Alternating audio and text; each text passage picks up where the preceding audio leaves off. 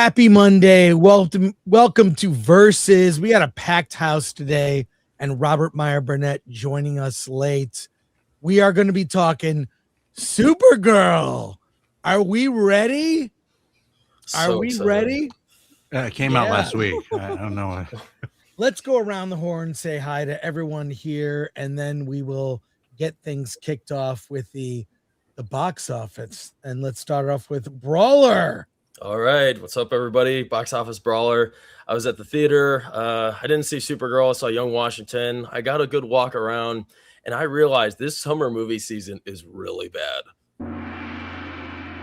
Wait, that was for Alan. What? That's a sorry. Wrong one. That's not me. Wrong one. Wong Gong. Wong Gong. There we go. Oh my God. There we go. Okay. Yo, what's up, everybody? Derek Anderson, the DA. Yeah, Supergirl is an absolute disaster. James Gunn needs to be gone. All right, so yeah, let's talk about it. Hi, I'm Elaine / Nerd Cookies. Glad to be here.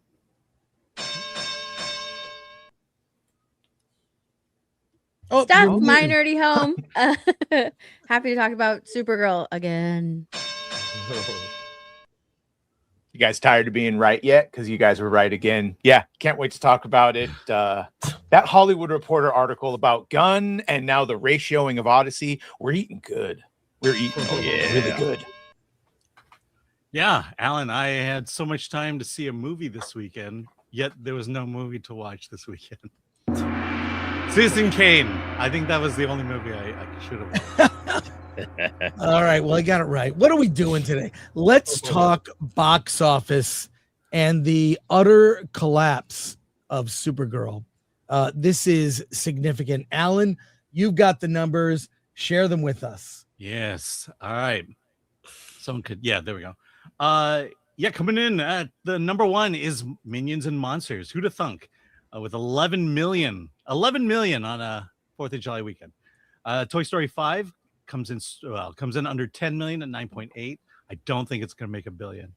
And then this little indie film, Young Washington from Angel Studios, comes in at number 3 with 4 million.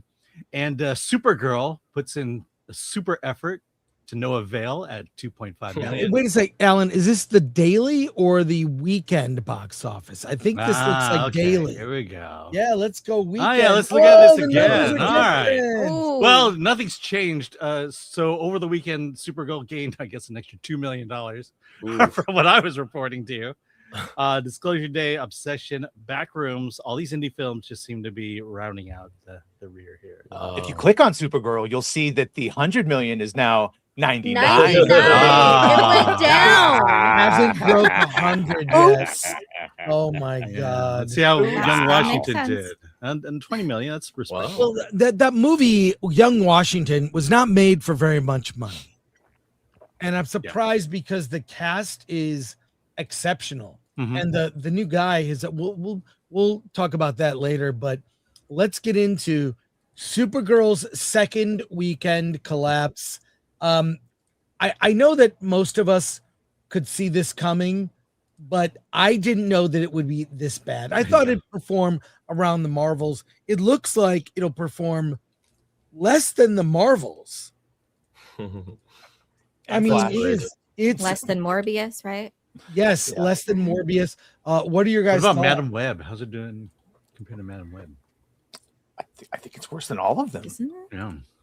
Yeah, I think it's worse than all of them. Well, I read somewhere that it was the second steepest drop ever in a DC movie on like the second weekend of its release. I think it was like Joker 2 was 81% drop off, and this was 80%. I mean, it's very close. So everybody hated Joker. Yeah. Mm-hmm. I mean, Joker so I've still seen made it. Joker still made $200 million. This isn't even going to get close to that. Okay, Madam Web made exactly 100 million. So as of now, it's losing to Madam Web. Well, let's actually talk about like the people that are discussing this collapse. This is really interesting. Zack Snyder, strangely, on his Instagram says "Happy 4th" and posts this picture of Superman from his Of his phone. phone. Do you That's think awesome. he's Mhm. trolling That's a good one. Gun? That's kind of bizarre. But this Oh, is the 100%. image from a Yeah, friend of he's ours. been doing that a lot. Yeah, His Instagram is, yeah. from a friend of ours, Aaron Sparrow, who's been on the show before. He posted this. I don't know if he made it or but that is That's good. Crisis Within Only 2 Movies is the graphic that he posted. But what do we think about this collapse? We all predicted, we could see the writing on the wall from the reaction to the trailers, the press junket, but the box office tells the story. What do you guys think of this? Like, I'd say the collapse is entirely deserved. That I've seen it, and it is possibly one of the worst movies I've ever seen. It is offensive to me that they thought this was fit for human consumption, that they thought it was worth people's time and money to go see this garbage excuse of a film. See, I have to disagree with you. The reason it fails is because we have such great influence and power over the masses. Clearly. Our words alone have kept the audiences away from Supergirl because that's how powerful we are. That's how broad our stretch is. We have the power now, Superman. If only. I mean, this was pretty, and now it's leaked out. I'll share it here. The date, 30 days after the theatrical. Wow. It's coming to digital end of July. That's right before Spider-Man Brand New Day. So I think what's actually happening is the James Gunn magic has worn off, because if you've noticed, everyone's been sharing that David Cornsweet audition. Man, we shared that a billion times when Superman came out, and we said everything that we're saying now. The only difference is people didn't want to hear it because I believe in James Gunn. And now that we've seen Peacemaker and all the Creature Commandos and all the spin-offs, people are ready to hear the truth. And Well, everyone understands Supergirl and Superman except for that motherfucker. Well, let me share that actually. I do think so. I have it all queued up here. This is David Cornsweet, his audition that he taped of him as Clark Kent. Clark Kent Superman, but just I don't know if we'll watch the whole thing, but check this out.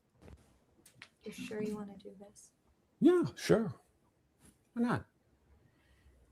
Okay. It's August 28th, 2025, about 3 p.m. I'm sitting here with, of all people, Superman. Hello. Welcome. Thank you. I'm pleased to be here. This is weird. I'm not weirded out at all. You said you wanted to interview me. Yes, but I feel like I'm acting, pretending like I don't know who you are. I'm a reporter, Clark, in the business of truth. I get it. You know. I get the same way when I pretend to interview myself. Yeah, that's weirder. He's so Well, I don't know good. if it's weirder. Well, It's equally weird. That's actually weirder. Well, I'm not dating myself, so. Okay. Fine. Notice how he kind of drops the Clark thing and he's Yeah. Superman. Yes. I love He's that. he's more poised. Once he takes off the glasses, he sort of sits up straight and Yeah. has a The whole different responses don't persona. sound bitch made. They sound kind Exactly. of playful, Not but confident. he's not whining Right. and complaining. I can't Yep. see him the same after watching him as Superman. I just can't. I'm sorry. And him Doesn't as work. Superman in Supergirl is even worse. Oof. It's even worse. Well, let's Well, play he's- a little bit more, but He was one of the shining, if any, moments of yes, Supergirl. it's true. Yeah. Well, he's Yeah. likable. So, He's likable. Superman. Lois Lane. Recently, it was reported you flew into Pokolistani airspace and intercepted 3 missiles headed for the nation of Butler. Yes. And you did this without speaking to anyone in national or international defense organizations beforehand. Is that accurate?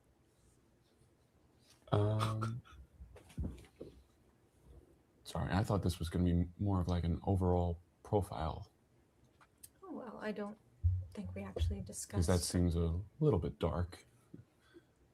dark. Yeah, like a serious, dark question, don't you think? You thought I was going to write a puff piece? No, Clark? no, no, no. I just felt a little bit What? tacky. Attack? I'm not saying you meant it that See, way. Clark, this is what I'm saying. You're so used to interviewing yourself, you think that even the most innocuous of question, Innocuous. You're accusing me of defying international treaties. because you defy. Here, let's look at James Gunn. Let's look at this. You guys have also- probably seen this clip. That's what it is to be Yes. human. that feels like I'm trying to prove it still, as opposed to I really know it. I don't belong. I'm shit. Everything's a lie. I'm not who I thought I was. When is this not the moment where I go, I was wrong to feel that way? That's exactly where the issue is, right? Because what he didn't tell you was it was wrong to feel that. There are feelings and there are thoughts. This music's gonna get us. Oh God! Sorry James about Gunn's that. kind of gross. Didn't he tell him to shut up? Didn't James Gunn tell him to shut up? On some things, he says that he doesn't get upset when he tells him to shut the fuck up. It's basically they had a disagreement on that speech from the end of the movie where he confronts Luthor, which is then broken up by a comedic thing where Crypto comes in and beats the crap out of Luthor. But David Cornsweet had a different take on how to deliver that speech. And at the end of that argument, you can kind of see David Cornsweet just sort of give up. Yeah. When he walks away, he's just like, off. yeah, whatever, and he just walks off. It was a breath of fresh air just seeing how composed he was in that audition tape. It sold me in the second part, and it reminded me how, immature and juvenile he was in the actual movie. It's like, this is what we all wanted, was a composed, competent Superman that is just kind of like an ordinary man. And no, we didn't get that. I think at this point we all understand that David Cornsweet isn't the problem. Millie Alcock really isn't the problem. When are we going to address the elephant in the room? The problem is James Gunn. What are they going to do? What's the next move at this point? Because James Gunn has ran this in 2 short movies off the side of a cliff and into the ocean. And I don't think anybody cares about the DCU anymore. I think everyone's pretty much checked out. Clayface will do what Clayface does, but that's a body horror movie. It's not really connected. It was never connected originally as a part of his plans. It was just something he threw in there because he needed content. Like that whole Gods and Monsters first, chapter slate has been completely wrecked. So I guess the question is, what happens next? Is this enough to put enough doubt into David Ellison's mind or whoever else is going to have some control over this to say, bye, James, it's been real, but see ya, wouldn't want to be ya. I don't even think James Gunn knows what's going to happen, because there was an interview that he did with Boba, I think Boba Talks, I believe, and he was like, this stuff is going to get done, whether it's me doing it, I don't know. Like his James contract Gunn already doesn't. got extended, and it expires like the month before fucking Man of Tomorrow comes out. Yeah. Well, I think So is there any also... shakeup? Are they gonna like shit can, Anna Noguera writing Teen Titans and Wonder Woman? Got to see if that EU commission says yes to the merger before that, because I would assume a lot of things are going to get changed.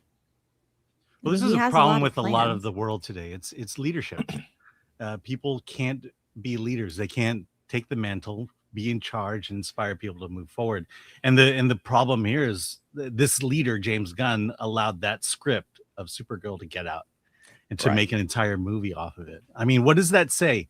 I'm sure for Anna Noguera, it's great. She got a chance to write a movie, but for someone who is known for good storytelling to have just read it and said, that's fine, that's great, let's do it, and not even offer any kind of notes, because clearly there were no notes in this thing. He gave it just notes. shows you, and the thing is, the other reason why James Gunn has to go is because there's no admission as to what the problem is. You cannot fix a problem if you don't know what the problem is. To be clear, he did give notes. That's why it's even fucking worse, Alan. This is what he has to offer. This is the best he can do. His decision to add Lobo, his decision to make his fucking cut of the movie. The reason there's so many goddamn test screenings is they were testing 2 different versions of the movie. This is what he has to offer us. Well, Alan, I just want to comment on what you said. This is after James Gunn had that one quote that went around throwing shade at Marvel that, we're not going to greenlight a movie until the script is done. But upon saying that, and then this is the script you greenlight. And on that note, let's talk about this. Supergirl had 2 different cuts. We have notes for this story. It's mind-boggling this happened. This is from the Hollywood Reporter. Behind this is what the trades are saying. Hollywood Reporter, behind the Supergirl bomb, competing cuts, creative differences. Badger, I believe you have notes for this. This is astounding to me. I've read this article like 5 times, and I will read it 5 more times. It brings me such warm feelings. Okay. Supergirl was in trouble long before it reached theaters. Sources claim director Craig Gillespie and DC Studios co-head James Gunn were not creatively aligned, leading to months of disagreements during post-production. After early test screenings failed to impress, with audience scores reportedly stuck in the 60s out of 100, the studio, which is James Gunn and Peter Safran, the studio took a more hands-on role by creating its own cut of the film, bringing in additional writers to reshape the movie. The report says creative differences extended to everything from the climactic battle to the film's soundtrack. One insider described the relationship by saying, "It happens more than you think, but it's not normal," referring to the decision to test 2 competing cuts. Gillespie's version reportedly ran 11 minutes longer and featured more of the villain Krim, while the studio ultimately opted for its own shorter edit. Despite the extensive reworking, Supergirl opened to just $37.1 million domestically, making it one of DC's weakest openings in recent years. DC Studios co-head Peter Safran defended the bigger picture, saying, "While Supergirl didn't meet our box office expectations, it's just one component of a broader long-term strategy at DC Studios that we remain confident in." Supergirl has intensified scrutiny on James Gunn's leadership as he balances running the studio with directing films. One unnamed studio executive also offered a sobering assessment of the genre's future, stating, "Gen Z does not care about superhero movies. That genre belongs to millennials." What do we think, folks, on this? I mean, the idea that the studio had a couple different cuts. They had their cut, and then Gillespie had his cut. But let me share this here. That Gunn was the one responsible for that. Often that it was, it The was middle made fun cover of. The middle cover was going to be Cyndi Lauper's "Girls Just Yeah, Want to Have Fun" before that one. Oh, that was awful. I hated that so much. That was Well, it was Gunn's choice. Yeah, they said it was going to be a cover of it, and there's a slower cover of "Girls Just Want to Have Fun" that I think that more that's what more they like a should've gone ballad. with. Is that what A ballad? Yeah, it was going to be like a Also, slower why is version. it? Why do female superhero movies have to have songs or whatever? Their songs have to be about girls being girls or whatever. It's like the same thing with the Captain Marvel movie. Is he Because of picking empowerment. Daisy? It's female a woman, right? empowerment. They That's want you to just a feel choice. that. That's It's just manipulative. a choice made It's by taking committee, though. A committee thought that was a good idea. Why would you Yeah. say creatives are going to have their own take on things, and it's not the Gunverse? There's the article I brought up in my video where he says it's not the Gunverse. Everything's going to feel unique and different, and then he just goes and steps in and he does it all with his The taste. problem is everything they've approached is based on some previous. It's not something original that was written. I watched Man of Steel this weekend because I don't know why. I just felt like I needed some good Superman vibes. That movie holds up. I'm not going to tell you it's perfect. There are parts I really don't like, but the Krypton stuff, the Zod stuff, Superman meeting Jor-El, all that stuff's amazing. You can save them, Cal. You can save all of them. Yes, it was so good. Now, And they both killed their villains. In yes. But here's some people who did. I'm going to show you. Here's one fan of Supergirl. Wait, Do we have to? Slay, girl, slay. Lord. Hi, Jordan here with Superchat. Today I am seeing Supergirl, the fan event at Imagine Theaters. Oh, brother. My second home away from home. But I would like to take a second to show you the merchandise that they have. A logo bucket. Hey, I got one of those. So did Why? Silhouette bucket. Okay, I think we're good. I think. By the way, I love that in the her Odyssey. beauty cleared out the entire theater. Yeah. Well, I don't know. That was the target audience for this movie. I don't see the problem. Right here. I don't know if you keep up with the WNBA, but That's a much better Supergirl. Doesn't everyone? Cunningham could have been Supergirl. She's giving off Helen Slater vibes there. So there you go. But this is the real. Look at this. Supergirl unveils new superpower of losing 100 million in a single week. so that It's can more happen. than that, right? Yeah, it will be in the end. But this article really brings to light, like, that's a movie is in trouble when you're doing two different versions. The Gillespie version apparently was 10 minutes longer, had more of the villain creme. Am I saying that right? Yeah, but like that creme isn't the. Here's the real problem: is they said they were going to adapt Man of or Woman of Tomorrow, and then they didn't actually adapt it, and that goes to Anna Noguera or however. Yes, I should heard someone say her name differently. Now I really don't know how to say it. But who cares? Nogari, whatever is what Greg Gillespie said. Either way, that's the script that James Gunn said we wouldn't start unless our scripts are perfect. That's what she wrote, and by her own admission, she wrote it more along the lines of True Grit than the actual comic. Like I said, the only familiarities with the actual comic are the names of the villains and the fact that Ruthie gets her parents killed. Or even in the comic, it's just her dad. It's her whole family. They didn't adapt the actual thing they said they were adapting. So it was cooked from the beginning. That's crazy. Yeah, like, and even now we're hearing Lanterns. It's kind of like true to, how about, can something be original? I mean, Man of Steel drew from many different Superman stories to create something original, right? Well, John That's, Byrne. Yeah. Wouldn't we just rather watch True Grit? Right. Right. Why does The everything thing that have- already exists. And it was his decision to put Lobo in. That was one of his notes, Alan, to Anna. And she said, it was like a homework assignment. Put Lobo in this movie. And she's like, so I just patterned him after Matt Damon in True Grit as the third character. Cooked. And funnily enough, that was the male characters were like the best ones. Yeah, but that's the newer True Grit. The original with John Wayne. I mean, he's like this older, eye patch, like end of the line. Like there were more stakes, I think, in that original. I mean, the movie is dated. Right. But that movie was so great they made a remake of it. Yeah, right. They did. I like the remake. I like I like but that's what I'm saying is, is, I'm saying I like the remake. You're copying greatness, and you can't even copy greatness here. And the fact that we're arguing over which cut is better, it means there were problems before the film was ever shot. That they're fixing it based on what they had. No, you were screwed from the very beginning with that script, and everything else is just fixing it.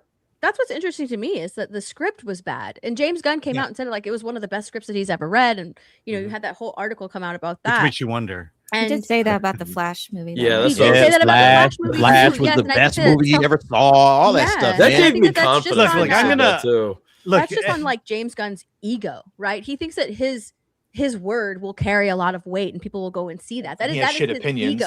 And so like what's interesting about that article, the Hollywood Reporter article, is that like one of the biggest criticisms of this movie, of Supergirl, was the script. The script was bad. The movie was bad because of the script. It all came down to the script, which was done by Anna Noguera, who's now going to be writing Wonder Woman and Teen Titans. And so it was like, and who hired her, Steph? Keep going. Yeah, who hired her? James Gunn hired her. So the Right. fault goes on James Gunn and Anna Noguera for writing this terrible script and James Gunn for greenlighting it and approving it. And I think that not enough is being said about like fucking Anna Noguera's terrible script. And it's because she has 2 more movies coming down the line. And they don't want people to realize that. Well, the problem is, why is this man still working? Why does he like? I would have already fired him. There's no way in the world this guy should still be running DC at this point. You're burning money at this point. Warner Brothers, Paramount, you're burning money. Okay. Wait for Lanterns, DA. Wait for Lanterns. Oh yeah, that Lanterns is going to fix everything. Hey, DA, you got to turn it down just a little bit more there. You're running hot. You're a little hot. Running hot. I'm sorry. Let me turn it down. I mean, how many more times can DC reset, though? I mean, they had confidence in James Gunn before it didn't work. Didn't work again. I don't know. I mean, I think I don't see it coming back. I don't care who's doing it. I think these one-off movies, you get your Batman and I only know about Superman. You get your Batman, it'll work. And I think that's it. I think they're sort of toast. I think the connected universe, they're gonna dial back on that. They're like, just make a standalone movie. If it performs well, we can go from there. But now they're developing a Mr. Terrific movie or series. That was in that article. Now I like that character a lot. He's a better character than Superman in Superman's own movie. Not everyone needs a series. No. How many I know. projects are in the works exactly? Jimmy Is- Olsen and the Gorilla Olsen Grodd as and- well. And Mr. Terrific is in the DCU. It's an animated, but it's in his DCU. But by the way, and still develop- are Yeah, set in stone.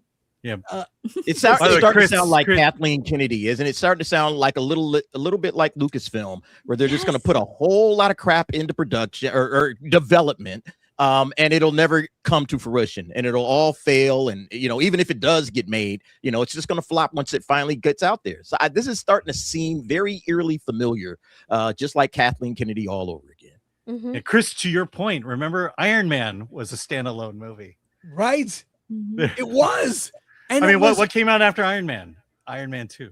I mean, Well, that's how standalone this movie the, was. the, No, the- didn't Incredible Incredible Hulk. Hulk come after that? Well, but they weren't That had connected. Tony Stark in it at They the were end. they weren't connected because they were two different movie studios. but Marvel started that trend of the post-credit scene, which was, I mean, fans loved it. I mean, I remember seeing it was awesome. The final scene of Iron Man, amazing. That post-credit was, you're like, oh, there's a bigger world. We're There's a- right back where we fucking started. The whole point was they outed Snyder, and then it was executives fighting over what movie. They kept all the people, and it was kind of his universe, but really not. We're right back there. The whole point was James was going to be responsible for everything, good or bad. And now if they get him and they do a soft reboot, we're again just going to have, well, it's kind of his universe because it's his casting, but then the executives. I think James Gunn has too much power. Like, he's fine in the smaller creative capacity, just directing.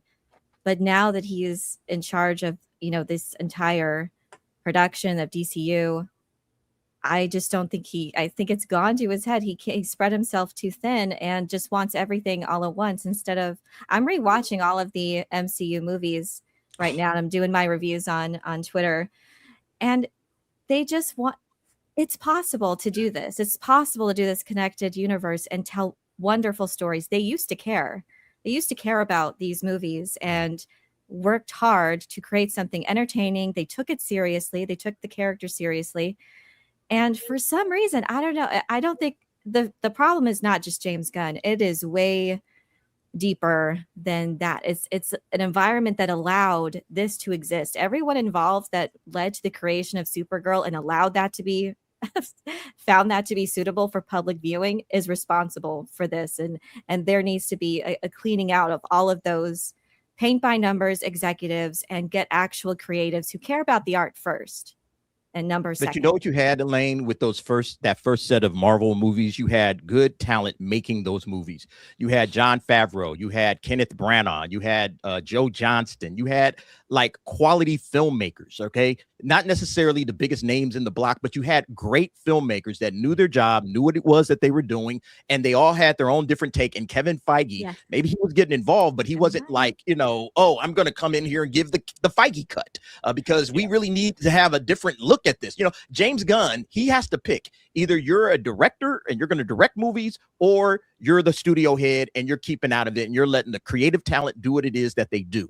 And you're not going to hire your buddies like Anna Noguera. We're not hiring our friends. We're going to hire quality talent, just like they did with the MCU in the first phase, to get this thing off the ground. And then maybe we can start experimenting, because that's when James Gunn came in with the MCU. They didn't bring him in the first phase. They brought him in phase 2. And then, he was able to do what he did with Guardians. But that's what I think you need to do. You need to get good talent making these movies. These movies are important. And everything needs to feel different. They can't all feel the same. Everything feels like that first phase of Marvel. All of those superhero movies felt very different from one another. They're not all exactly the same. These movies are just James Gunn. Like, that's it. You've got these James Gunn movies that feel like Guardians. That's all these movies feel like. And whereas in the Marvel, they were all very different. And I think that's what people appreciated about it. And you got hyped and excited when all of these personalities and all these characters finally came together in the Avengers movie. Yep. Yeah. Wow. Yeah. Think about how different that was. Yeah. The first Iron Man, the first Captain America, the first Thor, totally different. Totally different. Those, that it felt organic. Captain America was a Captain America movie. For the first Thor movie, there was something about it that was regal and magical, and it was different. Iron Man also different. There were different flavors that came Doctor together. Strange. Yes, all We had of people them. who understood the characters. I mean, Kenneth Branagh knew Thor. You know, he Yeah. read it as a kid. He understood the character, and that's why you got that. Right. Captain America. I mean, that's Captain America's origin story. I mean, that's But notice how you're just talking about the first part, because as the phases went on, Yeah. and they do get more and more the same movie, and Yes, you start they do. seeing a Kevin Feige production on everything. Yep.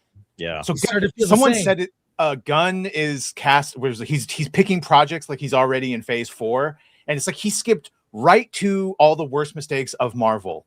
Yeah. Of him now having his finger in everything. Everything feels the same. There's no real connecting markers other than him, and I he's think not there's- doing a good job. Also, don't forget that Marvel Studios had the creative committee made up of actual comic book writers and artists who were, you know, had heavy influence on these stories. That's what you need, man. Yeah. I do think Gunn is, yes, spread too thin. 2, I do think he micromanages. He wants to be a part of all of it. Hey, Rob, And good everything to- suffers. Yeah. good to see you. And so everything suffers because Gunn is spread too thin, and he wants to control it, and that's why we got Supergirl with 2 cuts. Any comment on this, Rob? I've been talking about it all weekend. Yeah, I saw. No, I look. I Rob, think you're a it's- bit hot. am I a bit hot? Yeah, while you adjust that, I worry about you, Robert. Rob, you are Lanterns- hot. You are hot, Rob. Thank you. I think Lanterns is going to fuck you up, man. I think they're going to really destroy some things. We'll see. Well, I think, is that better? Yeah, I, better. I think that I think it's just bad business all the way around. Yeah. I mean, as I explained on my last stream, you know, I actually watched a movie of from beginning to end, a Warner Brothers Superman movie, Superman Returns, because I was sent to document it, and I started working on that film in August of 2004, and it didn't even start shooting until March 2005.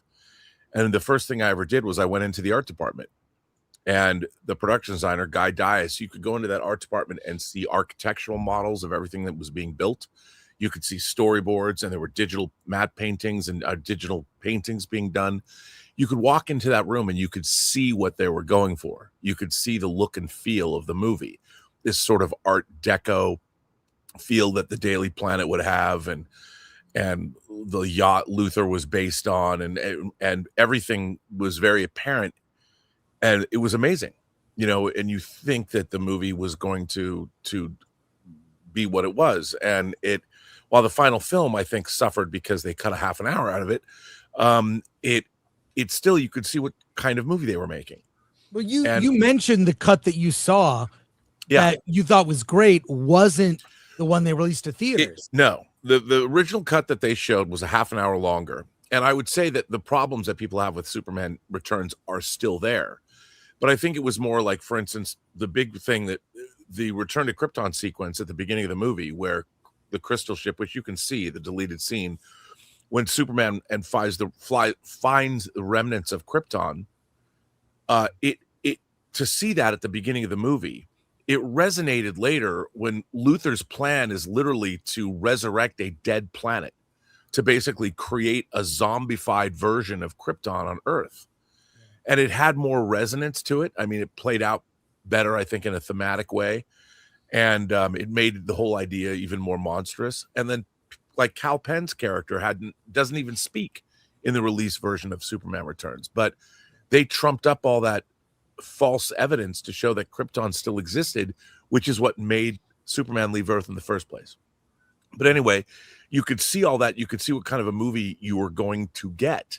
And in the case of Supergirl, I kept thinking, if the same thing were true, and you could go into the art department 6 months before the movie started filming, you could sit there and go, well, wait a minute. I mean, if we're going into space, we need to give the audiences something. It is a Supergirl movie. You can't begin with a morose, depressed Kara and end with her straight up murdering a dude. I mean, we know from everything that we've seen before, killing a man or killing an alien, it's a hell of a thing. Killing a man, you'll take everything he has and everything he's gonna have. If you remember, you're Unforgiven. It's never a good thing to straight up have to murder somebody. And in a Supergirl movie, was that really the way you wanted to go? Yeah, and her having a spaceship, I don't know. I just don't like the galactic fairing Supergirl concept. I don't think Like it could have been good. You know, it should have been. I mean, coming from Maybe. Krypton and being on Argo City, wouldn't she already be a citizen of the cosmos? Or just like even like could Kryptonians do that and just go to a place with the yellow sun and be a conqueror? It just seems like the world building wasn't well established. Every world looked the same. A cantina bar in the desert. I mean, it was just it's one of the ugliest movies I've ever seen. Like on so many fronts, this movie fails, and for them to cite women or that they're targeting women or this is for women, it makes me even more offensive because I would say it's one of the most sexist films I've ever seen. It does all of the tropes that I've seen in a ton of other movies. They're not even creative. They don't even actually care about the character and what.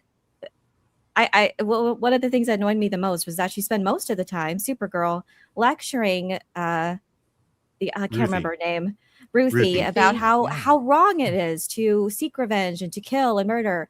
And then to end it that way with her just doing it herself. Like she can't even live by what she spouts. And that's what Why do you hate women? Well, yeah, see, that's the hallmarks of Captain America. He has conviction, and that's what we admire. But we're not supposed to. They're not supposed to be looked upon as aspirational because it's a woman for some reason. It's okay to be bad and messy, Elaine. Come on, you know that. It's all right. It's to be funny bad and messy.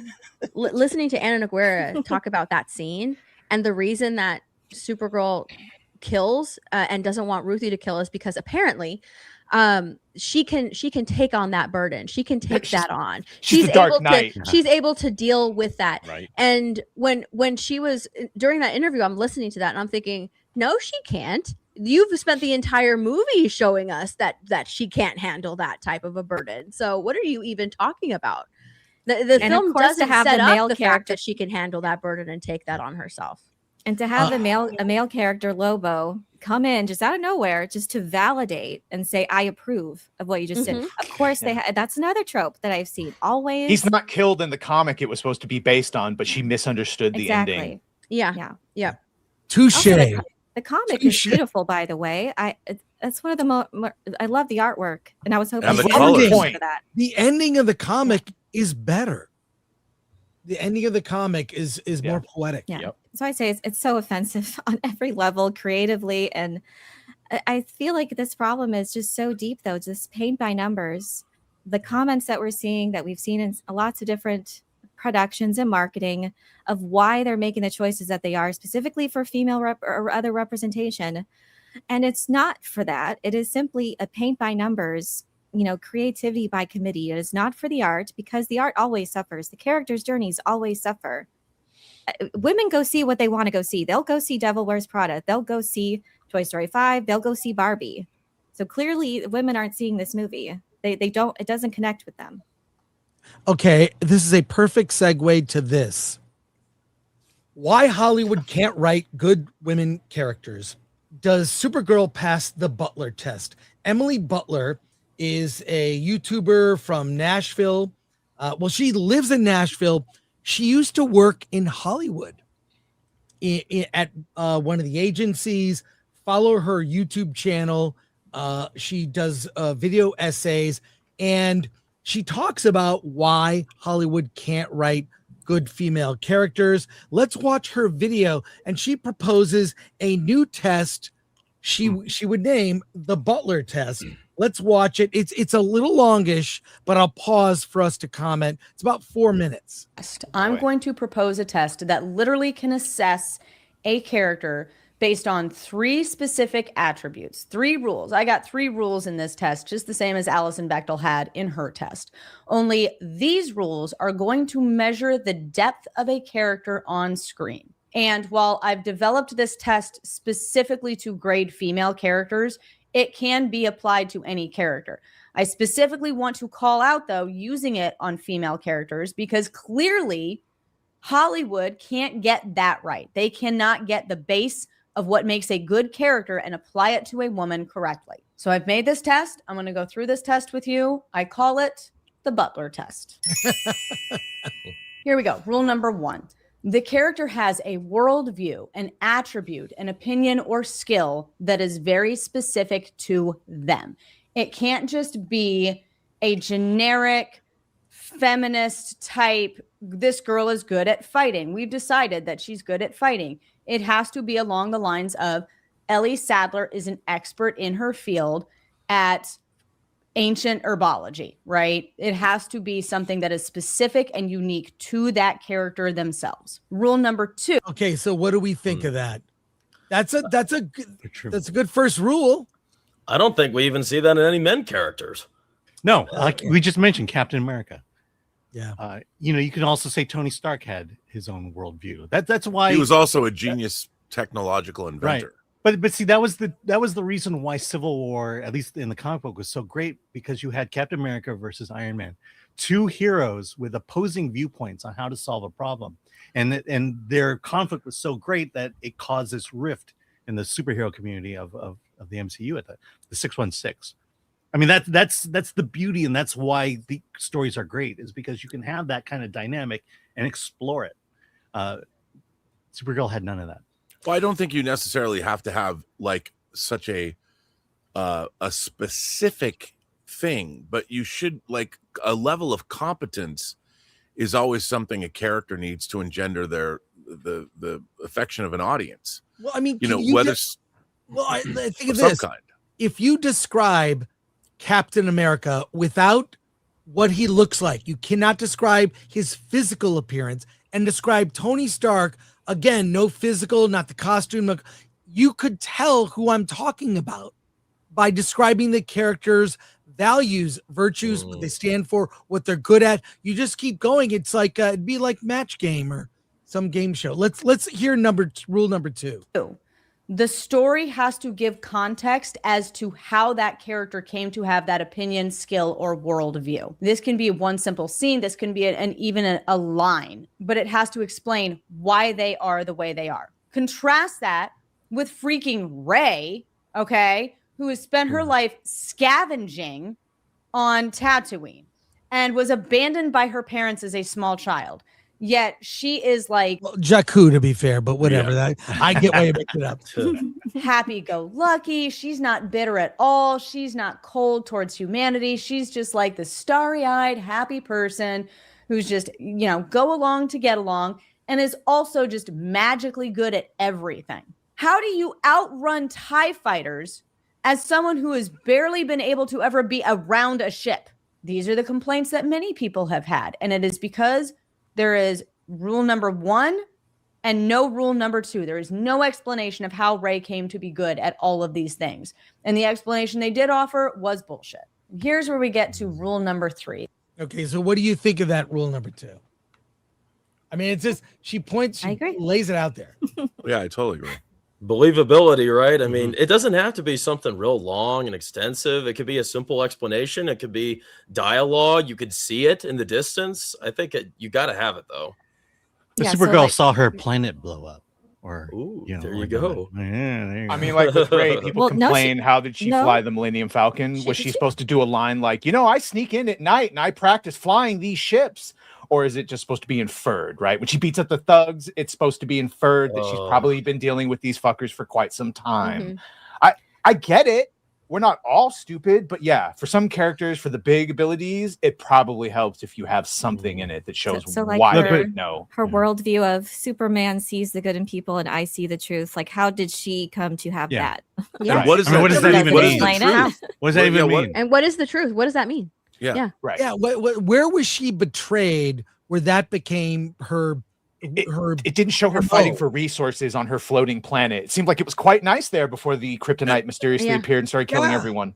Everyone loved her. She only had people that wanted to save her life and make sure that she lived. Well, the explanation also shows the struggle too, no matter what it is, right? I mean, with Rey's character, there was no struggle and she just, fell ass backwards into all of these wonderful gifts. If you would have seen maybe a struggle in her past, or even in dialogue, her talking about the struggle she had learning this skill, then you'd respect her a little more. Same with a lot of these female characters. Or in the she case hasn't of been to Dagobah for training.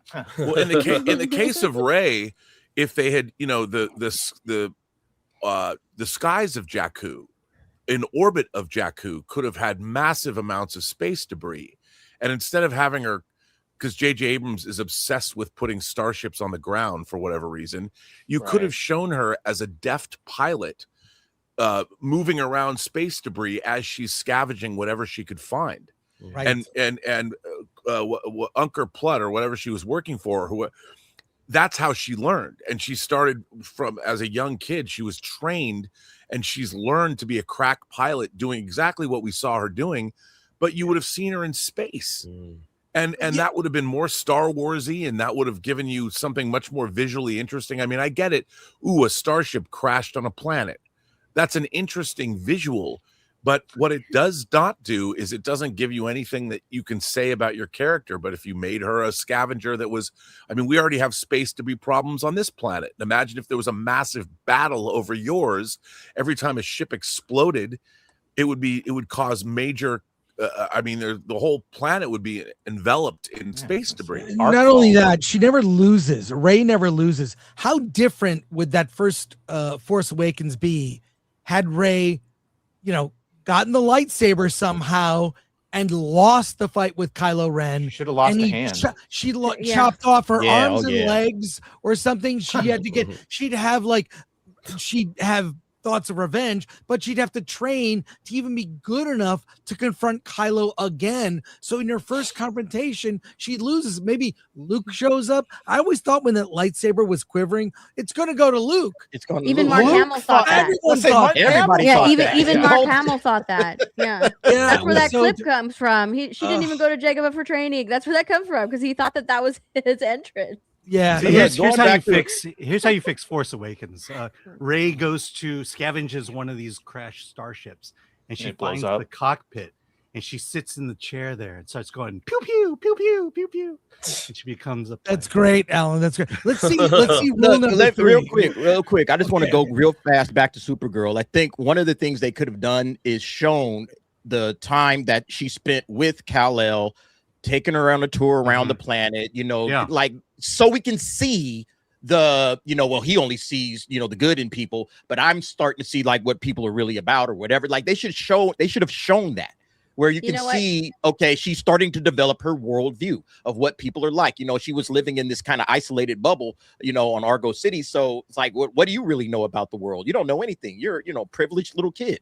That's the way the whole film, the way she came off to me was she's just like this privileged brat that, oh no, I've lost my planet, so I'm just going to go drink my life away instead of being like good, like my parents told me to be. So maybe if she's seen, walking with Clark's trying to show her, hey, this is Earth, this is the way things work here, and he's trying to see the good in people, but she's seeing the reality. They have those scenes. They did put them in. Shape that character. Let's watch her rule number 3.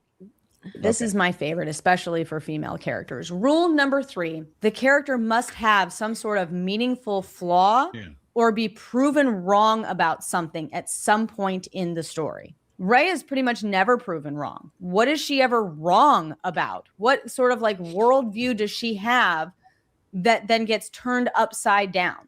They sort of start to hint at, could she go bad? Maybe she could do this. That would have just made The Last Jedi a much more interesting film and make her a much more interesting character. A lot of the earlier issues that people would have had with her just being magically good with a lightsaber, a lot of those could have been at least partially alleviated if there was some sort of challenge to her worldview, if there was something that broke apart for her, some long-held belief that she had that she then started to question, like, is she actually good? Is the dark side right? Look at Anakin Skywalker's decline into Darth Vader. He started questioning his whole worldview until it finally completely broke apart. And it doesn't have to be something as big as that, but she just has to be proven wrong on some level. She has to be fallible. The character has to have a little bit of fallibility, a little bit of humility to get the audience to like her, to relate to her, to help her come back from this. But that makes so much sense. And follow Emily Butler and watch the entire video. We'll put a link in the description. What do you guys think about these the Butler test? It's interesting because that last one, I've heard it referred to as the fatal flaw. All your heroes have to have a fatal flaw that they have to overcome, ultimately, Right. or that the villain, the antagonist, exploits that fatal flaw, and that person has to do it. And the first time I heard this idea pointed out was with Captain Marvel, and it seems like, you know, because Captain Marvel, you know, her flaw was she didn't know she had the power. That's not a fatal flaw. She had it, but the thing is that it seems like that was the start, where every single female hero could not have a fatal flaw. You know, it was always, you know, you need to become the person you are. So they didn't know who they were, but that's not quite a compelling story. And you can't keep telling that story over and over and over again in all your female superhero led movies and stories. And with the flaws, you know, I don't want our heroes humiliated either. You know, I want them to, you know, have confidence. I want them to be competent and to be good people. You know, like she said, she's talking about humility. All of these 3 steps, they're not that complicated, right? I mean, that's how we look up to anybody in our life, and it just makes them more human. And I think that, you know, with a lot of female characters, they're just so unlikable because they're just so inhuman, because they lack a lot of these very simple attributes that, you know, our moms have, our aunts have, our girlfriends have, whatever it is. And I think, you know, I want flawed women, but I don't want them to be humiliated for it. Like poor Superman was in the Superman movie. What they did to him, every bit, you know, he was flawed, and that's great. Good for him. But geez, they just spit on him, they pissed on him, and they humiliated him all the way through. And, you know, the funny thing with Supergirl is I didn't see it. And I'm glad I did, because you guys are cueing me in it. It sounds awful. But, you know, it seems like all of her flaws are flaunted, right? Like they're supposed to be sort of like crowning a little bit. Like she's so flawed and dirty and messy, it's a good thing. Is that sort of the case? Kind of, but not really. They had a compelling thing that they didn't. You're muted, Chris. But they had a compelling thing that they showed for a second and then never picked back up on. And it's actually a main reason why Kara doesn't like being on Earth. And that's that she doesn't feel she's as good as Superman. The opening newspaper that Crypto pisses on, if you actually read that article, it says like Superman saves hundreds and then she saved cats from a tree. So there's a whole story, and they shot those scenes because there's like scenes behind the scenes. Is that Superman's fault? No, it's her own fault for realizing that she shouldn't be in anyone's shadow. She should make her own path, but instead she just went and got drunk. Yeah, and I feel like they do celebrate that or make it okay. Like you can be flawed and you can be a drunken, you know. I don't know, but that's not the flaw we're talking about. To be bad and messy. That's literally what Billy talking about. Alcock said. She said it's okay she's a for girls to be hypocrite. bad and messy. She said that. That's what she wanted this movie to convey. So That's what she they wanted got the women to job take done, away. I guess. That's You what know- she wanted women to take away from the film, that you can be your messy self. You don't have to change. You don't Thanks, need Anna. to improve. You can go out there with all of your messiness and be totally fine just the way you are. I mean, didn't they actually say that? Didn't Ruthie say that she's perfect or something like that? I think she said that you're fine just the way you are, or something along those lines.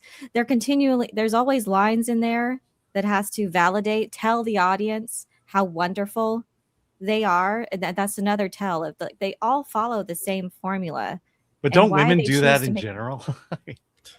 The whole uplifting and encouraging, you know, to a Maybe fault. in public, and then they shit on Yeah. each other behind the Yeah. scenes. That's true. Chris, you know, you guys, I watched there's a movie that came out, I want to say 1980, 81. It's a comedy starring Goldie Hawn called Private Benjamin. Nobody remembers this movie. I remember. I loved this movie, and it recently came out on Blu-ray from Warner Archive. It looks fantastic. There's a TV series based on it. Yeah, it was not good. And So go ahead. Well, I was just going to say, this main character is a deeply flawed main character, this pampered woman who goes into the military, you know, and it's a comedy. And one of the most famous lines is she's being issued her fatigues, and she says, don't these come in any other color than green? You know, and it goes from there. And she might be an unsympathetic protagonist, but you're always with her. And the film is a great comedy that actually turns into a rom-com. And I watched this movie, you know, I hadn't seen it in decades. And looking at it again, it's smartly written.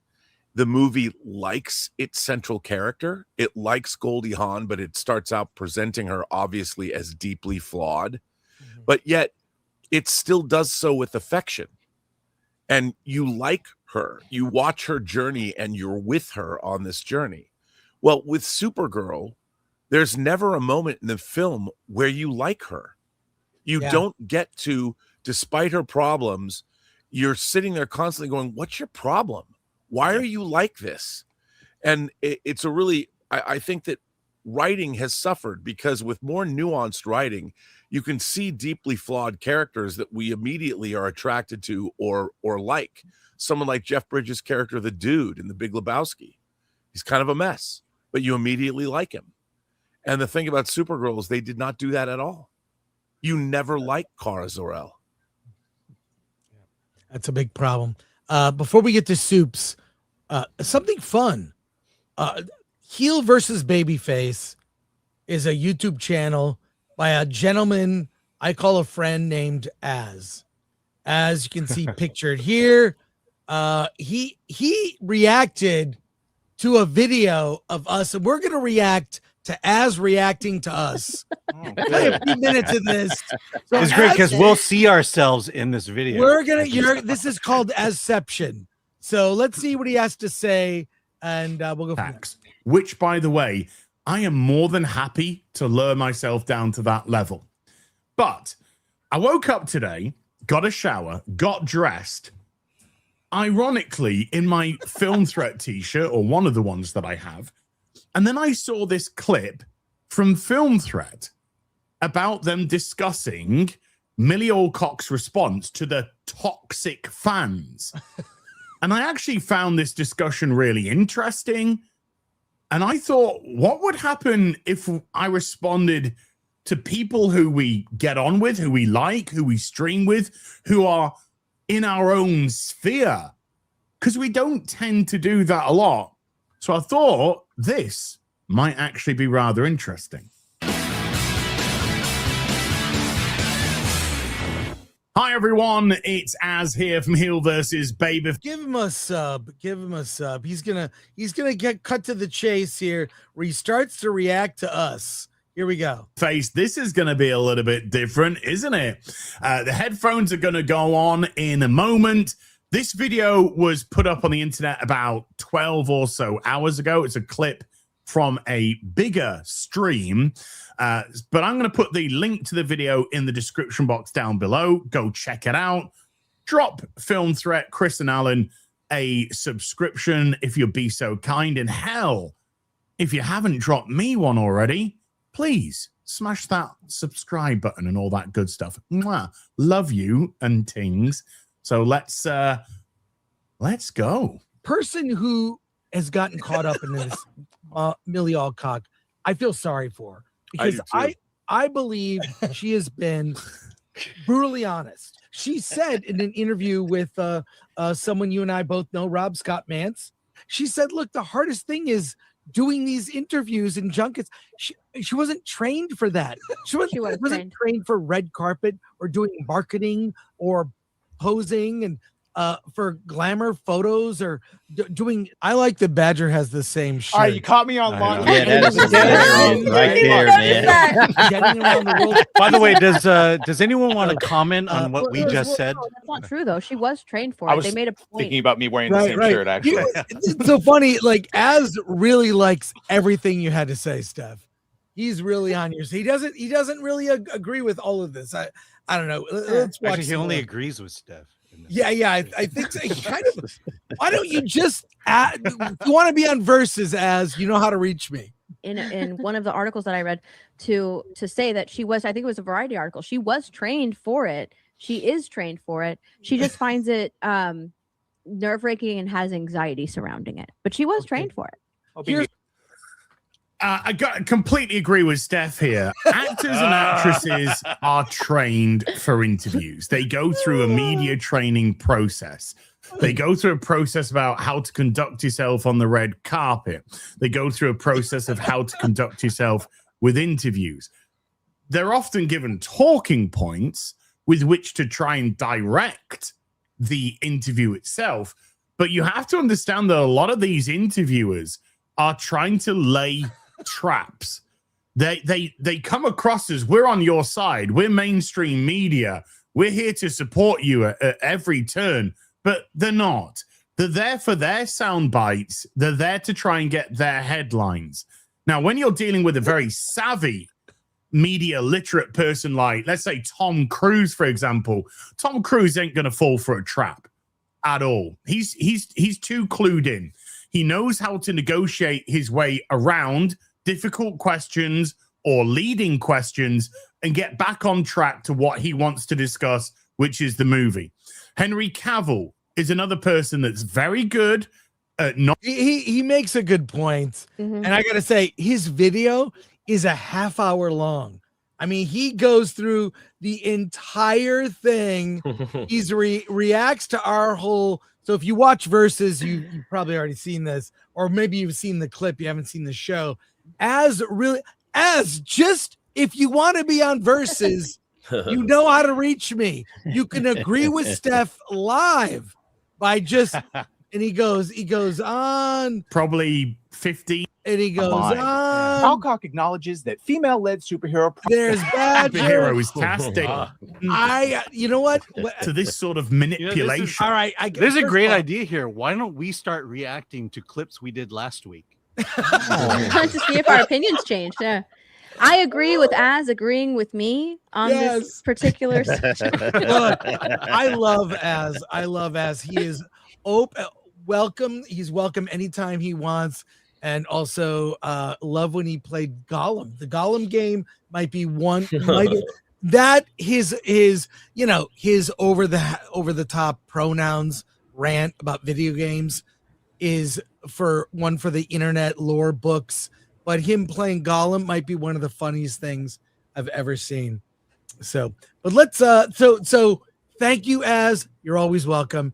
And thanks. I thought we'd do some. We've never done something like that. Can only take it for so long. Yeah. All right, let's go to comments here, and then we'll move on. I have other non-Supergirl related stories. So let's start from the top. Wow, it's a lot. Here we go. John Boy, shout out, became a YouTube member. Yeah. Andrew Cram gifting 5 Film Threat memberships. Thank you, Andrew. Thank you, Andrew. Burnouts for 5. Why did Minions and Monsters underperform? High praise. Chris and Alan enjoyed it. I enjoyed it. So why the soft opening compared to the franchise? I think it's one of the best Minions movie I've ever seen. Love the classic Hollywood stuff. But it's a Minions movie. It's a Minions movie. I think there's Minions fatigue, and they've been putting these movies out every 2 years. I think it needs to go between Despicable Me movies. Yeah. And the last Despicable Me movie, oh my God, I can't speak. The last Despicable Me movie, it wasn't very good. So I mean, True. Do with it too. Aaron for 10. Nirvana finally got a limited. I'm not abbreviation. The show the movie. Yeah. Oh, good. And we had a special intro from Matt and Jay. Man, that movie is equal part insane, brilliant, and hilarious. Yeah. And I just bought the Blu-ray of that film, and it has 2 commentary tracks. One from the editor about how they made it. Rob, if you've not seen this movie yet, it is like a magic trick. Yeah. The way they did. You've got to see it. Nirvana. I just ordered the 4K. Okay, so you ordered. All right. Have you seen it though? No. Oh, dude. Okay. It's Back to the Future 2, but in real life. That's how. But it's so okay. Yeah, I'm glad you got to see that. It's so great. Gordon, shout out, came a member. Yep. Albert, not a retro for 2 regarding President Trump. Oh, no. Thanks, Albert. Glad you have a sense of humor. Probably not going to come up today, but that's all good. Not another name for 5. Watch out for Alpha, the new movie from Julia Ducournau. She also did Raw and Titane. Jesus, she is an exceptional French director. Yes. I saw Alpha. Oh my God. Albert for another 10. Hail Steph, High Priestess of the Cult of Spicy, Slayer of She-Hulks, Destroyer of the Coven on the View, Crusher of Trendy Bimbos, Bane of Zegler, Smasher of Lively, and Alcock's Kryptonite. Who's next? Clearly Lupita was next. And speaking of Trump, and then also just a quick thing, go to shop.filmthreat.com. We've got tote bags like modeled after Trader Joe's, along with t-shirts and all of our merch. Ooh, those are nice. Just letting people know that it's happening. Okay. More comments. Mark Amorosi for 5. Supergirl getting beaten its second weekend by Young Yes. Washington. Yeah. It's so embarrassing. By the Yeah. father of our Yeah. country. I mean, That's Yeah. insane. Based. yeah. Albert for another 5. Not sending this to Shane, but Steph missed some of my super chats. I know it wasn't intentional. Hopefully she'll read them on her next stream. For shame, Steph. Okay. Shame. All right. Shame. Filmed at Rumble Rant for 3. Six. Hashtag save Stargate. Target. Another 3 for Alan's car fund. Thank you. I mean, the car's totaled. There's no fund of it. Another 3 for Derek Anderson's Rumble Fund. I don't think that's how that works. Albert for 5. For any folks that are interested, I put my thoughts on the DC EU cinematic universe in the post area of his channel. It's phase 1. Check it out and comment. Thank you, Albert. Shout out. Another 3 for Anderson's Rumble Fund. Okay. What is I Biggs supposed to for do? 5. I saw Supergirl and took my clothes off in the theater. It was so bad. Wow. Does that mean it's bad or good? I don't know. Albert for 10. I'm just a girl who's not letting you drive late at night, Gwen Stefani. How about we repeal the 19th until women have to register for selective service in the US or conscripted in Canada? Ooh. So All right. he's responding to something else.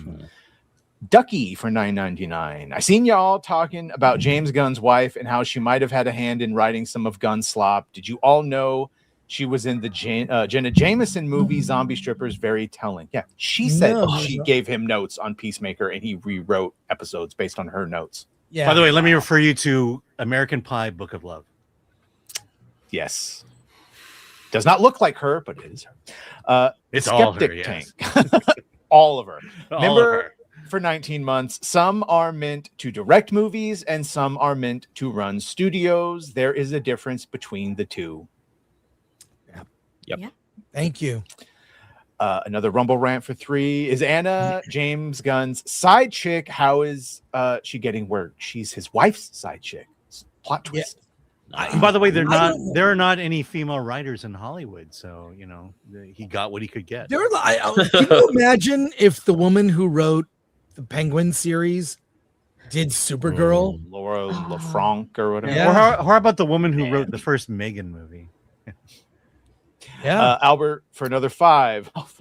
Regarding President Trump, Catherine Bigelow should be written and writing directed. Jesus Christ, Wonder Woman with comic writer Greg Rucka. I'd love to see should be Catherine Bigelow do that. Now another name for 5. A kind reminder that Silo season 3 started last week. Be prepared for Juliet on a stern drug regimen in order to erase her memories. Season Yeah. 2 is disappointing. Yeah, I like season 1. Season 2, I couldn't get into. John Straight Wayne. from the book. You gotta do the impression here. John Wayne for 10. Corn sweats all the corn sweats all the /awk. These actors should really come up with a better stage name. If that's their real last names, perhaps dishonoring their family's name by changing it would be a better choice. All the good names are taken. Yeah, even mine. I can't even get mine. John Wayne is taken. Ryan Potter for 2. Why doesn't Lames Dunn scan and AI animate the comics? I think fans are already doing that. Yep. It's happening. Shout out Mexican Iron Man for $19.99. Hey, Man, Mexican Supergirl. Iron Man. Mike. Sucked. Appreciate you, Mike. Supergirl sucked. Man, Superman was weak. And sheesh, I never thought James Gunn could blow the DC universe. As a lifelong DC guy, I am so dang disappointed. Wah. Oh, thanks, Mike. Appreciate you. Good Right to there see with you.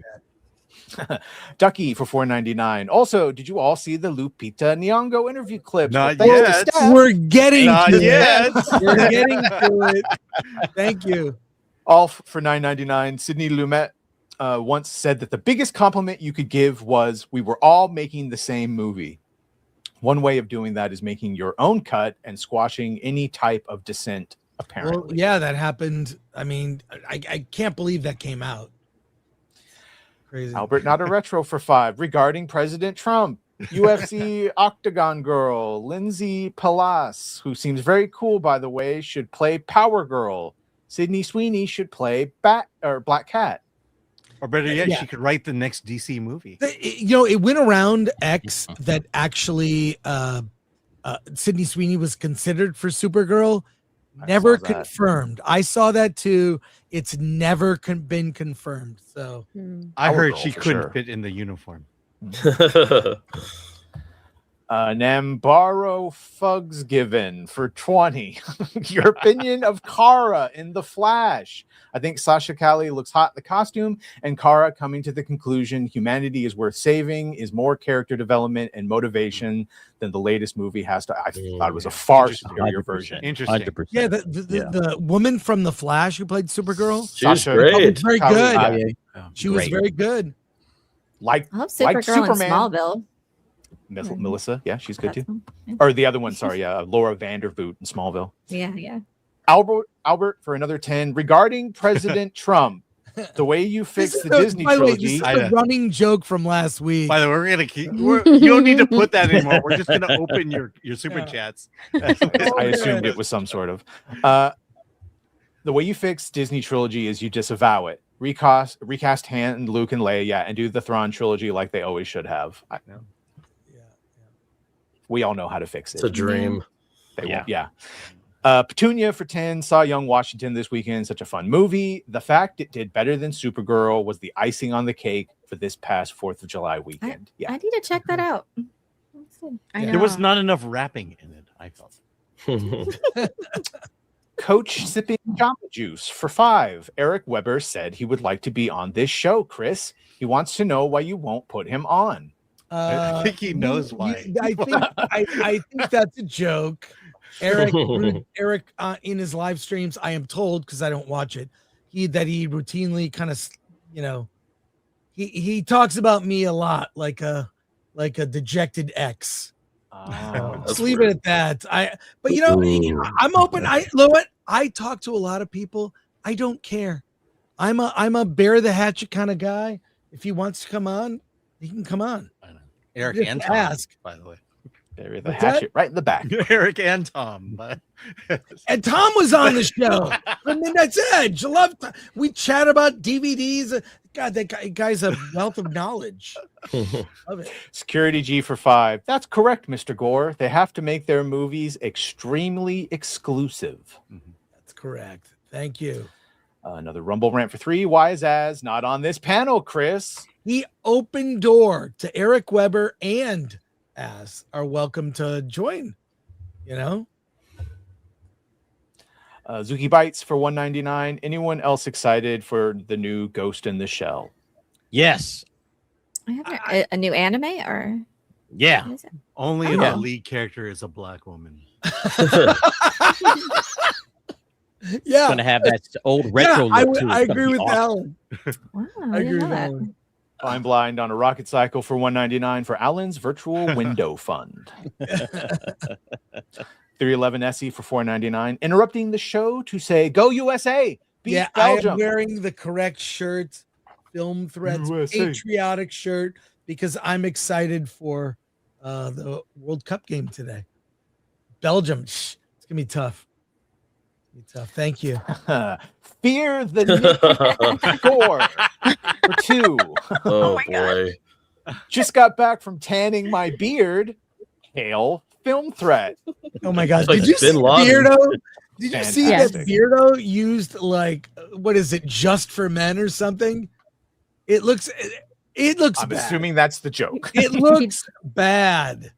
Yeah, he dyed his beard. Yeah, you're with him on Wednesday. I watch. Oh my God, you gotta say something. I have, yeah.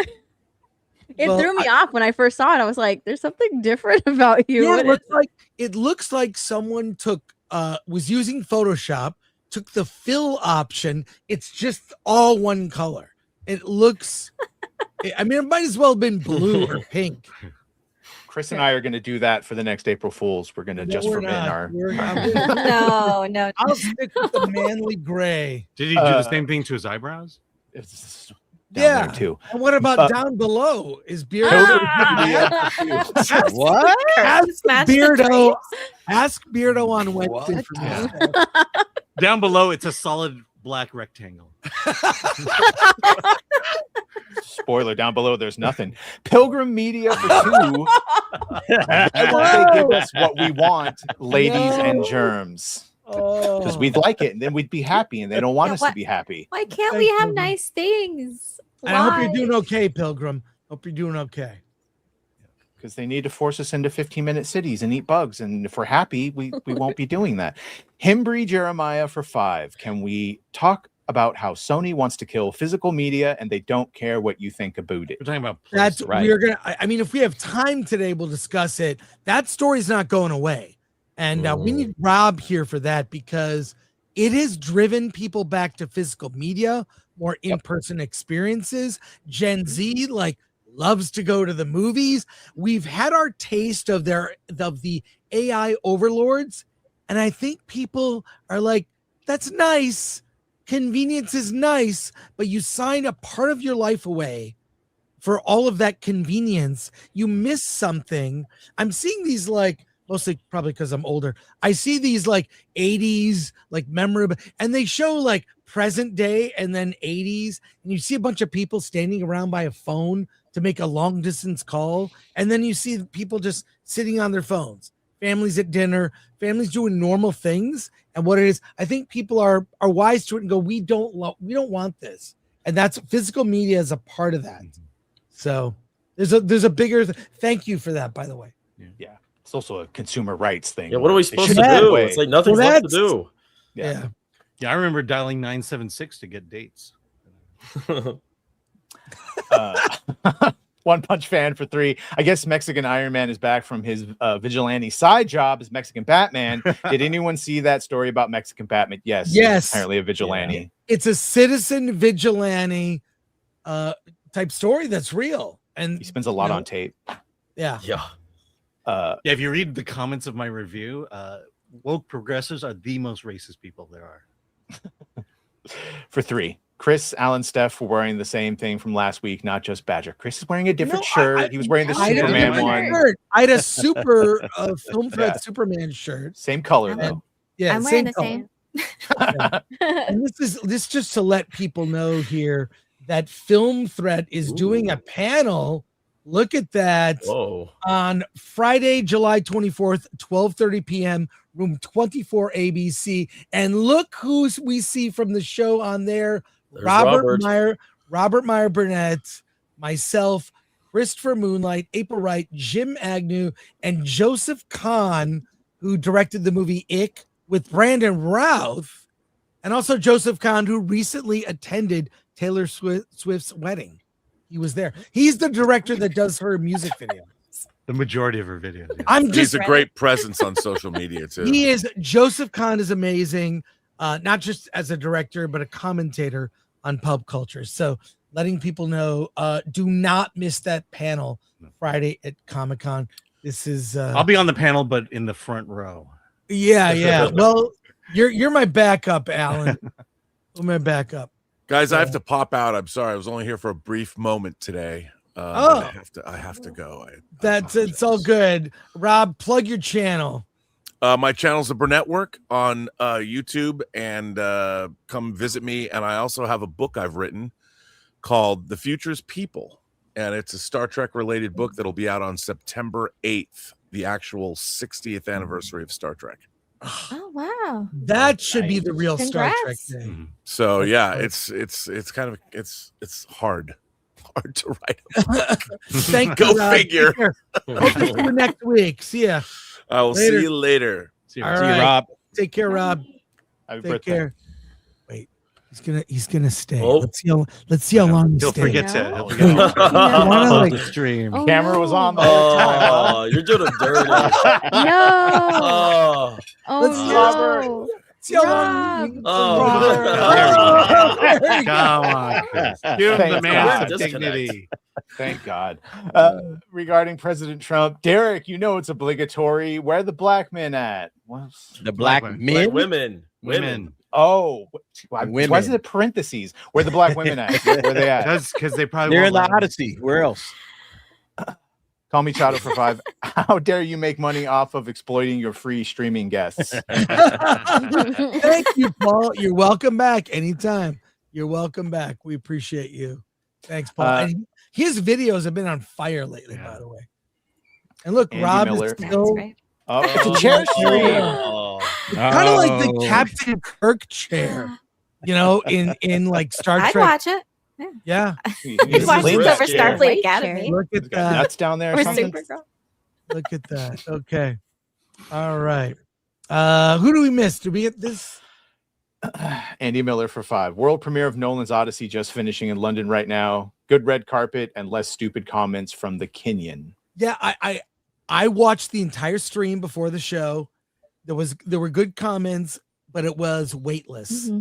Nothing. They were very controlled. They realized there are issues. There are issues. When you're turning off the comments on X, like completely, that's kind of wild. Thank you, Andy. Glad I wasn't the only one watching it. I know Steph. 5. I'd like to congratulate Donald Trump on the wonderful job he's doing as the premier of Canada's 11th province. Yes. Oh, thanks, Albert. Trump loves you. One Punch Fan for another 3. Could we please get a show with Nerd Cookies and Jane Theory? These ladies have the best voice on the internet. Oh, that's good company. Love Jane Theory. It's great. Well, she's welcome here, or like maybe you could do another show. I know, Elaine, we're talking about doing a show talking about Dune Part 3. Yeah, and Jane Theory likes to. So, I'll see if I can reach out to her as well. I'm actually Wednesday morning. I'm going live to the event. So that night they're doing an event that's a fan event.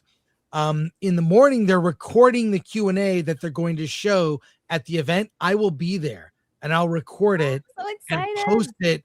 I'll post it before the event. Can you ask a question? I'm so nervous and excited in equal measure.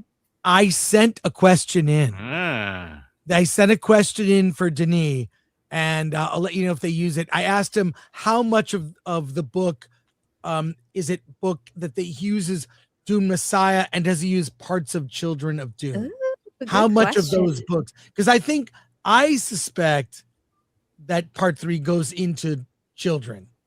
Yeah, and you had the same theory, Elaine. So I would have asked, "What's up with Supergirl?" Yeah. Yeah. Jason Nelson for 2 on his 80th birthday. What's your favorite Stallone movie? Old school Rocky, the first Rocky. That movie Rocky 2. Rocky 2, yeah. Rocky 2. I mean, I like the first 4 Rockies. Even 5 has some value. They're all good. I kind of like Rambo 2 as well. Demolition Man. Rambo You told me 2. I could only watch one Stallone movie ever again. I would pick Demolition Man was fun. It was fun. But hey, folks, some good news. Thank you, everyone, for your soups. Appreciate it. Please follow and support everyone on our panel today. Young Washington beats Supergirl, and a sequel has been announced. I know we have like the news story about this. There's not much to the news story. The basics are that they're doing a sequel. It's called 1776, and that's huge. But the movie got a huge endorsement from another source. I'm going to play this whole video, and this person is being criticized for just saying he liked the movie. Let me share it with you all now. The movie performed better than anyone expected. Check out who's talking about Young Washington. Okay, get off your ass and run to the movie theater and go see Young Washington. I just got out of a screening of this movie. I can't believe it. It's so good. It's so good. It's like The Revenant. It's like Pride and Prejudice. It's like Braveheart. Oh, man. You, of course, know the guy on the corner. You know George Washington. But you don't know Young Washington. You don't know. I didn't. The guy in the corner. Guy in the corner, yeah. The story is freaking so cool. The acting, incredible. Whoever plays young Washington, I don't know his name, but I'm gonna tell you this right now. Mark my words. Very soon, everybody in the world will know his name. He's a massive star. He's a really good actor and just so solid in the performance. What a role. What a movie. Director John Irwin. Love what he's doing over at Wonder Project. Go see it, man. Celebrate America's 250th birthday the right way. Get out to the theater and see Young Washington. Young Washington, man. Wow. What a sleeper. What a year for movies, man. Let's go. So, of course, Chris Pratt. I know, why is that when Chris Pratt does anything, he gets innocuous? I just want to support Young Washington, tell you to go out and see it, proud of American history. Why do people pile on Pratt for just liking a movie? The Christian family Christian. man. Yes. Who likes America, so he must be, He's so nice. He's never done, I don't know. He's just so wholesome and nice, has a nice personality. But Seems wasn't like The a normal Rock dude, like too. The hate for him stems back to, I think, like the Avengers. Some of the cast of the Avengers went to something for a Democrat thing. I don't remember, but he didn't go. Yeah. And so it was the worst. Isn't- Chris also, mysteriously isn't that popped why up. The Rock is now getting hate? Because from Will Wheaton? Yes, because he no longer wants to talk about politics anymore. He doesn't want to What? influence anything. So he's going to take a step back and just not say anything at all anymore. And their stance is silence is violence. And so that's kind of what Chris Pratt went through when he didn't go and attend whatever Democratic, I don't remember what function it was, but a lot of the Avengers cast went and he didn't go. Chris Pratt didn't go. And so they were like, oh, so he must not support it because he didn't go. I think So part that's of why it's he Chris just Pratt fatigue too, right? You had him as the voice of Garfield and Mario. I think that was a little much, and he was a little out of place there. But yeah, I think most of it's just because he's the Christian family man, and the system doesn't have much interest in that. I think he was definitely like, I thought Young Washington, I definitely enjoyed it, but I mean, man, I wish I loved it as much as he did there because Braveheart, like, I don't think so, man. I don't think so. Nowhere close. Oh, well, I am hyped to see it, so we'll see. It's look, it's I like that stuff. It was made for 20 million. It made more than 10 million this 20 weekend. million. Alan? It made 19, I believe. Yeah. So it's the budget, it's going to make money in its run, and it does you could do a trilogy: General Washington, President Washington. You could do the connected cinematic American universe with Ben Franklin, John I love Adams. period pieces. I love it. I love that immersive experience. Yeah. I love American I saw, history and showing America in a positive light, instead of all of this negativity we're constantly getting on American history. I would love that. That would be cool. Yes. Thomas Jefferson, Ben Franklin, all of them cats. Well, how on earth do you see Supergirl over this on the weekend of the 250th, anniversary of America, too, right? Well, I mean, no there's one is, nothing yeah. about Supergirl that screams 4th of July, 250th, let's celebrate America. Right. Let's announce the ACU, the American Cinematic Universe. I love it. It can happen. It's nice also just following like a young man who is an inspiring character, who, is going through a lot of hardship and sort of, also tells a true story. Like, this is a true story that is very inspiring and it's believable.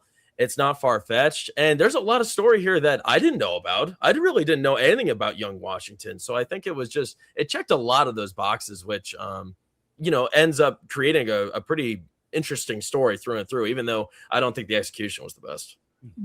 What I found interesting was, as a young boy, he never dreamed of being president.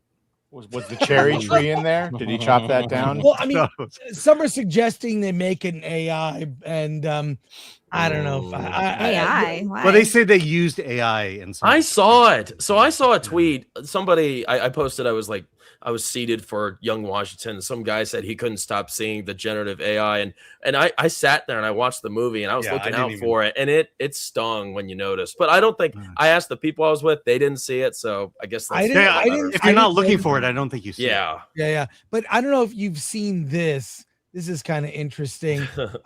Someone made this. I'll show a little bit. Alan and I showed the whole thing. I put it on my X feed if you want to watch it. Check this out. God bless America.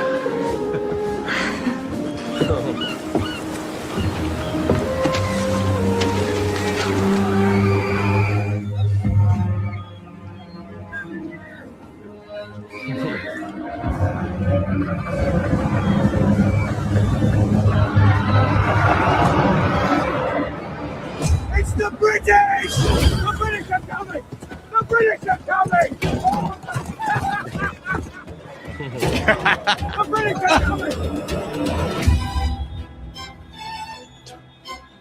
I think I have it. It's like a chessboard.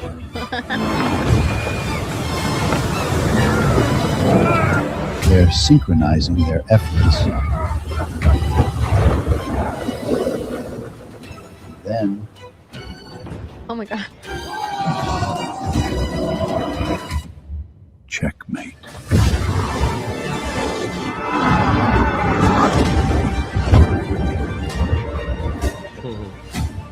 Load those f***ing badgers, you bastards! Sir, that one's biting the ram hand. In the cannon. That's just proper British fighting spirit, soldier. Is that a f***ing badger? Brace for badger! Oh God, it's got fish breath.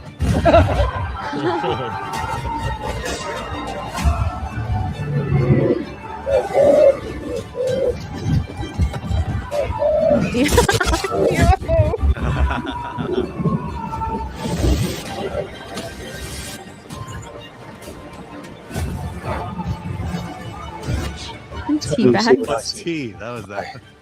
And I think they like us.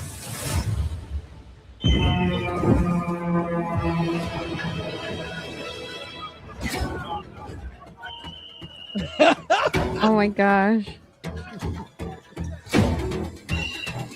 Why not intermingle history with historical events? I mean, that'd be an element. Give me that movie.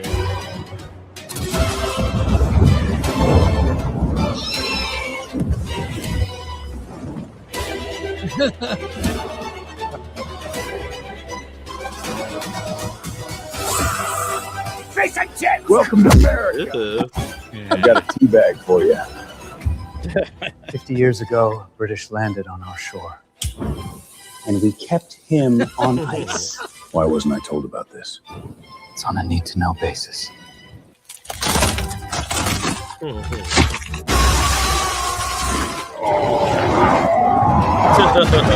I figure it's time for a cuppa! Smoke him. You felons!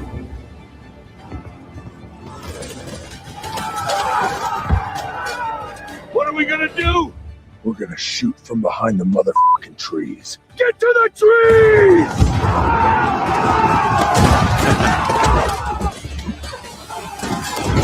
Get some, you wagon! Today you will be fighting for your freedom from a society completely devoid of dental care. Today we celebrate our Independence Day! Get in, George.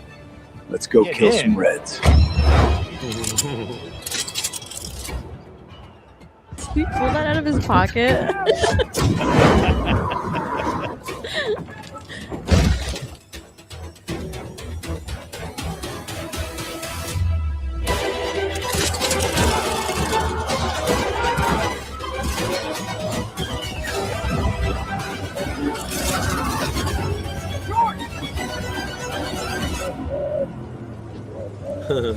Leave them in time.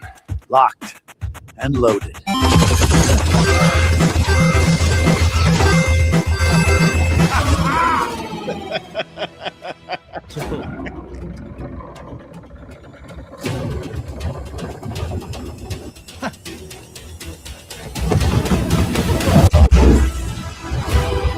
We need to hit that cannon! Doesn't anyone have any bullets left? Bomber on the horizon! That's not a bomber. You British asshole!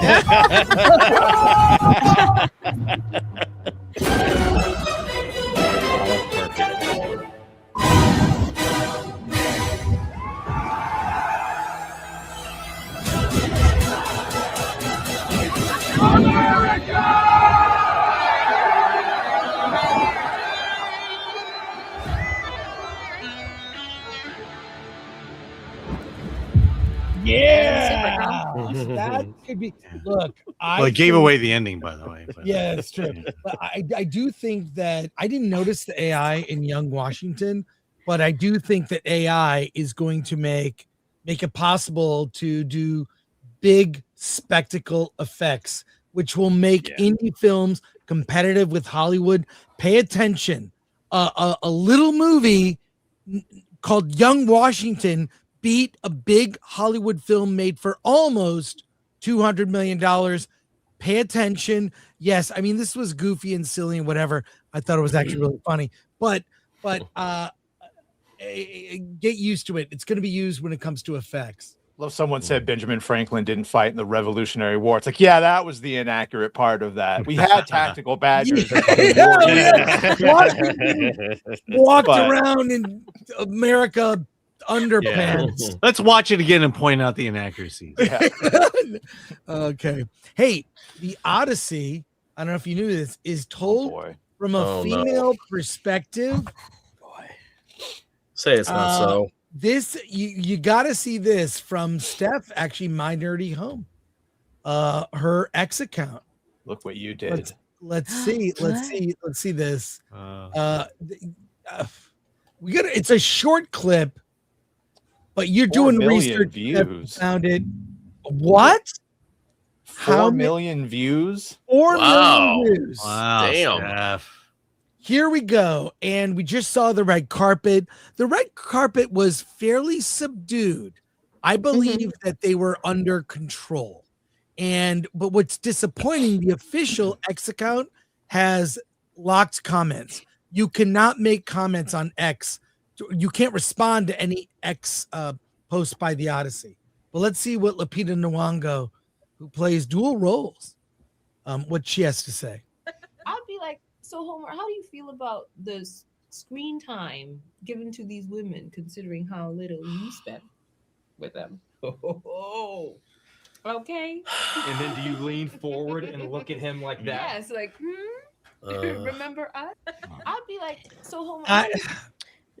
She's continuing to just paint Homer as a misogynist, and these are easy questions. So I have been doing research on the Odyssey, and I've been watching a whole lot of interviews. And with Lupita, she's not even given leading questions to provoke these types of answers, right? Because she has this one, and then she talks about the female perspective of the Odyssey in another clip, and the questions are fairly subdued, but she's giving these answers on her own. They're not leading questions, like Millie Alcock with how do you think will her character swing both ways or become a gay icon or whatever? She's not given any leading questions. In fact, it's actually been refreshing watching a lot of these interviews with all of the actors regarding the Odyssey, because the press hasn't been asking a lot of the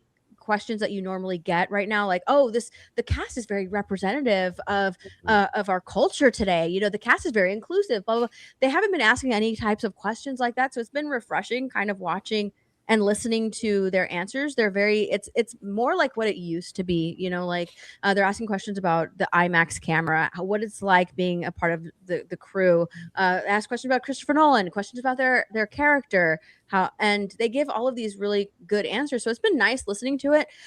And the only time I found any type of controversy was honestly with Lupita, and I was like, are you kidding? Like, you have the opportunity to kind of talk about your character and everything, and you're choosing this route. Why? What was the question that she was asked in that? The question was like, if Christopher Nolan saw the Odyssey, like what is one question that you would want to ask him? If Homer had seen Christopher, what would you want to ask him? And the guy asked the question to like every single actor, and that's the question that she was, or that's the question that she wanted. And I was like, really? Like, you have Homer next to you. That's the one question that you would ask him, is to basically start a lecture. Like, hey, how come you didn't talk about the women in the Odyssey? How would you feel? What did you think? Because he wasn't in your, they weren't representative in your work. Huh, Homer? And I was like, really? Like, that's what you would choose. You would choose to lecture Homer on his work as opposed to a different way of conversation. I think what's weird is she says screen time. It was. Does she know it was a book? Like, you'd have to according to explain her, she screen did time read. to She Homer. read it. Yeah. Screen time? That doesn't make. But he probably wrote a book and a screenplay. I mean, I remember. I mean, that look. I read the Iliad and the Odyssey when I was in elementary school. I'm sure it was a scholastic version of it. Yeah. But it just seems like she doesn't have really an awareness of it. And also, I kind of feel like when these celebrities are being interviewed, and Steph, you see a lot of them, I see a lot of them too. I almost feel like by the identity of the person being asked the question, they're almost required to have a thought about all these things, that you don't have to actually have. You can just say, I've read it, or I haven't read it, but I was, just be honest. But there's almost like she feels obligated to give a provocative answer. Do you feel that sometimes when you watch these? Sometimes, yeah, but I think that like the questions that they're asking lead to that.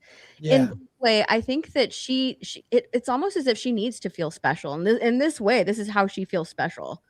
Yeah. Can you is making it all share my about screen? her, making it all about the representation, making it all about this instead of answering the question that was given. Yeah. If that's the worst we get from her, then it's really not that bad though. So it's all right so far. So she left the Woman King because she so cared about the mythology and the story to be told the right way. She didn't think she was the right character for the role.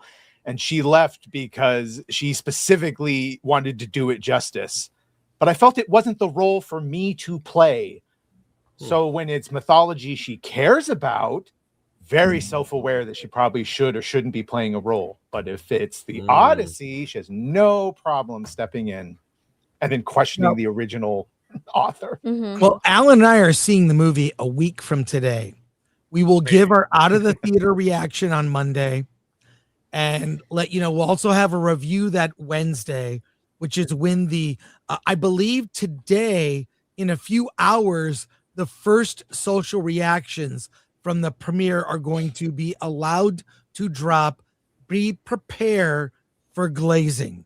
There will be a lot of glazing. Oh, absolutely. It's going to be tonight, folks. So, DA, I'll be watching your late night show. And I do think her remarks, though, are very telling as to the air or the environment of the production itself, the culture of the production. The fact that she felt so comfortable calling out the author in this very disrespectful way, that's actually the biggest red flag that I've seen so far. And it's just, and people I've seen some reactions that are like, well, who cares because Homer is dead?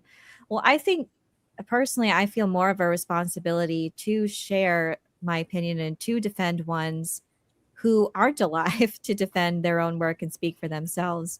I've seen this before with Frank Herbert, and there's been, but we've seen this countless times with Tolkien as well. So I think people have more, they feel like they have to speak and say their opinion because, especially for ones who can't speak anymore, the ones that are deceased. And I just feel like it's incredibly disrespectful. And it's not so much what she's saying, but how is she saying it? I think is what's riling people up too. She comes across as very entitled and not in the least bit grateful or, humbled by this experience to be a part of this epic film and being paid very well to do that.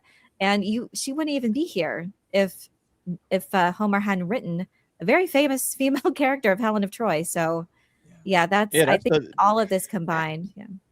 That's the thing that really frustrates me is that you're taking like a classic piece of literature and you're dumping all on the author, like you said, Elaine, who doesn't have the ability to respond to any of this, and you're using it to push your propaganda, you're using it to push, feminist ideology instead of just telling the story that Homer wrote. That's what he's really basing it on a lot of Emily Wilson's translation, which is a direct based reframing on feminist of it. It's like can we just do this is a classic piece of literature that all of us either read or got exposed to at a very young age, and everybody either knows the story or have heard the story.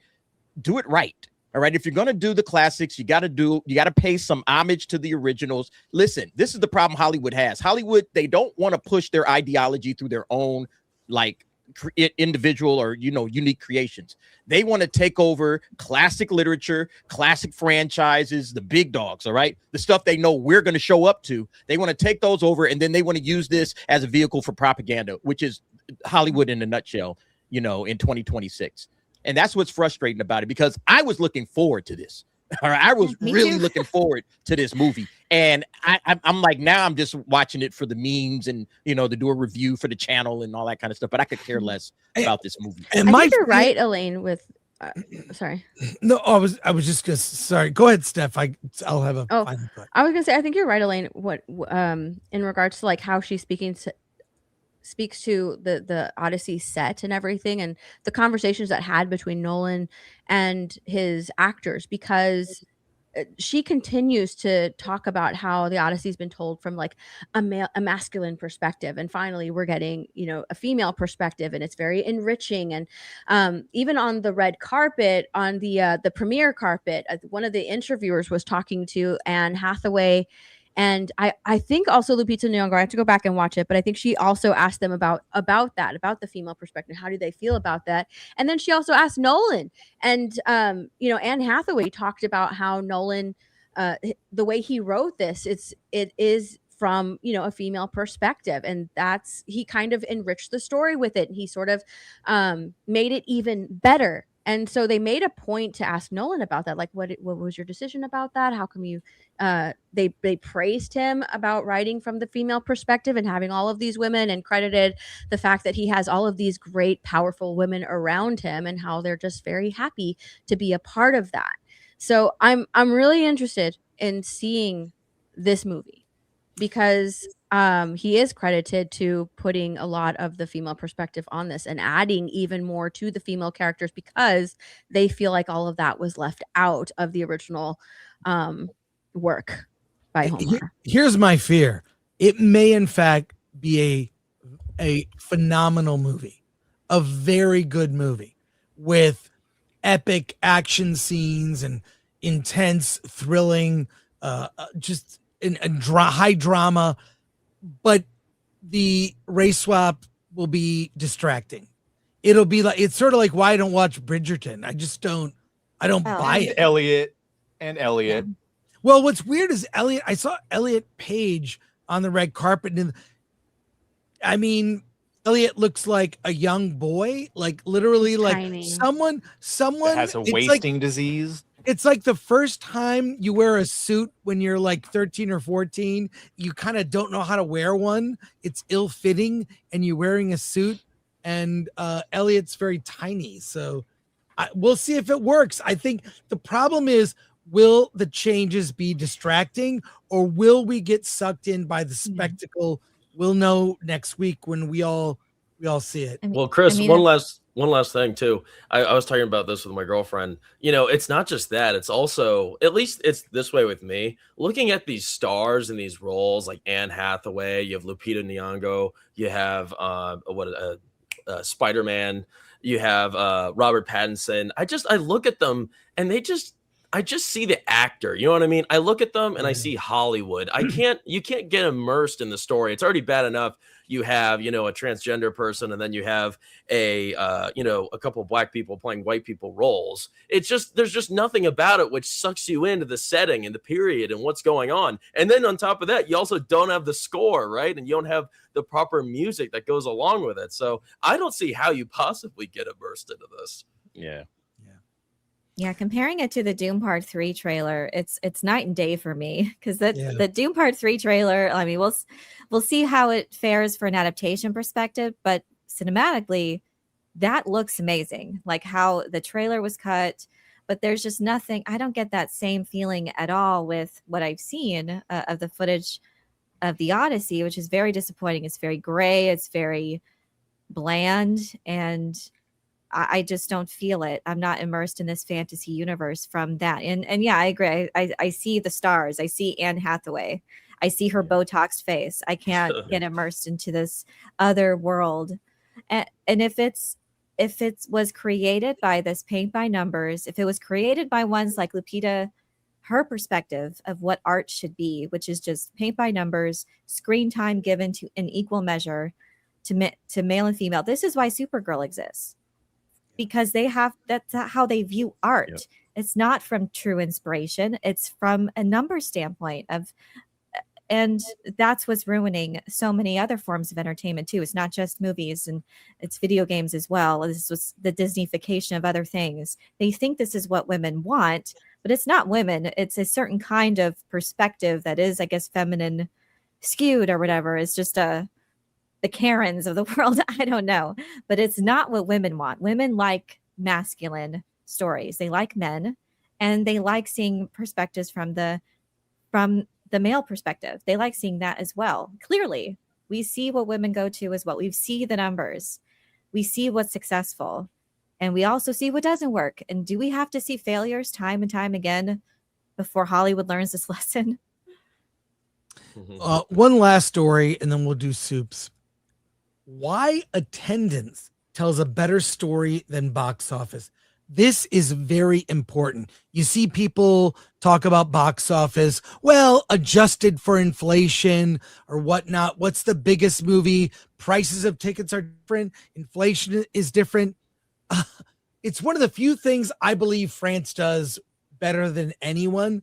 They count admissions, including press. So if they do a press screening of a movie, they can tell you 100 people saw it. They can tell you exactly, because money changes, inflation changes. The only way to really know the influence of a movie is to look at attendance. You can track both. This is from the Matthew Bologna podcast, The Town. Some thoughts on this. I'm going to play this short clip and then we'll discuss it. Here's what they had to say. Of looking at the attendance numbers and how you break down who's going to movies, what demos, where, how much they're paying, et cetera, et cetera.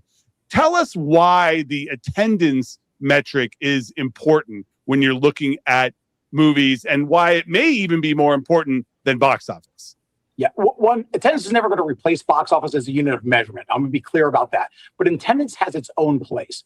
When you think about the entirety of the ecosystem, theatrical historically was the only part of it that was never measuring impressions or eyeballs. Whether it was DVD transactions, it was linear television, it's always measured in impressions or eyeballs.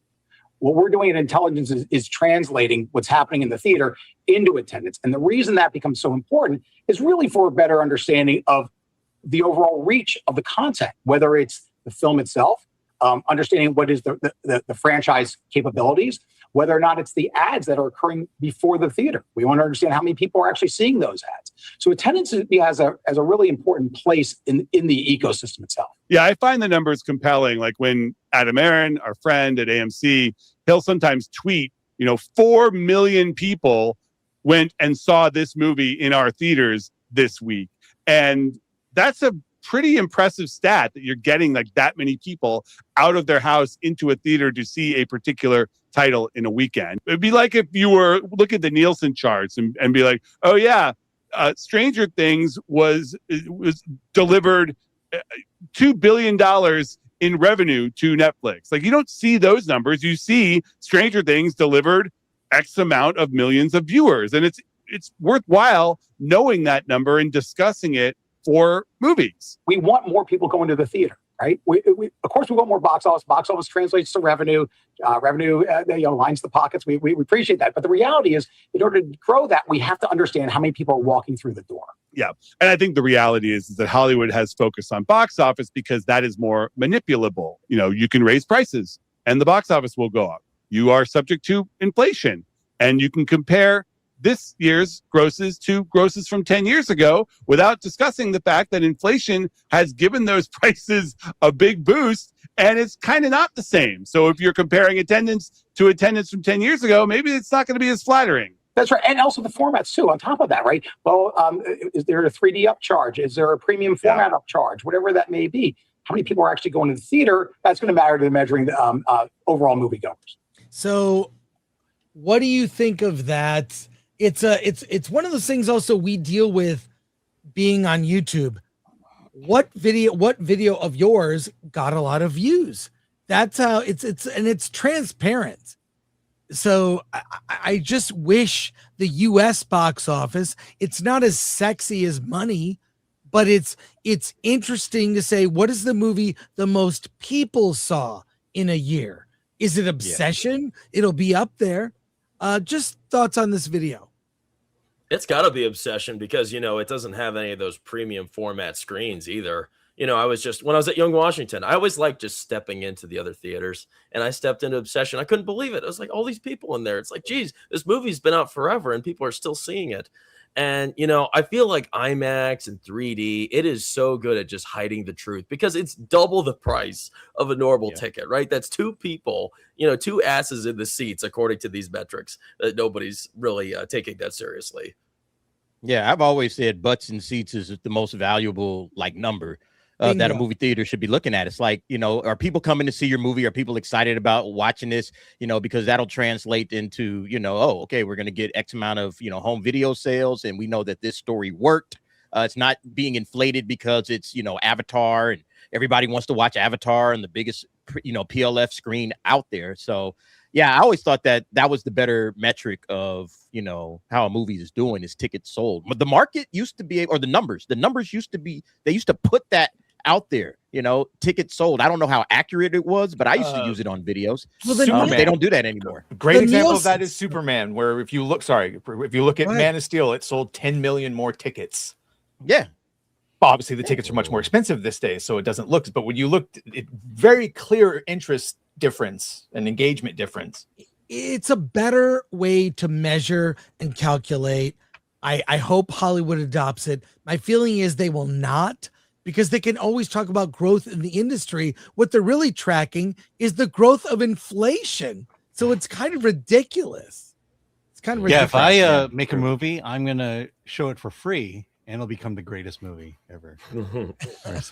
Well, that's the thing about the box office is it is the measure whether the movie succeeded or not in terms of did it make money. You know, you can talk about formats, butts and seats and things like that, but I mean, ultimately, the value of anything in America and in capitalism is what you apply your money to. Supergirl, was this worth the $20 I'm spending on seeing this movie? You know, to me, I think this discussion is just kind of like, you know, again, I could show my movie for $5 and get more butts and seats than anything. Is that a success? Even James Cameron made that argument. Should you charge the same for movies? Should a Dune Part 3 charge the same money as, say, a small indie movie that, you know, was made for far less budget? So those are questions worth asking. I mean, indie movies, usually an indie movie splits the box office 50-50 with the theater versus a studio film where studio gets 2/3 of the ticket versus only a third going to the theater. But you know, I think, you know, you can claim, more people saw the movie, but it's really how much money are people shelling out as to whether this is successful or not. Because quite frankly, people are not going to greenlight a movie because more people saw it, but because of how much money it made in the theaters. Let's go to comments as we wrap up, and we'll get One through Punch these. Man.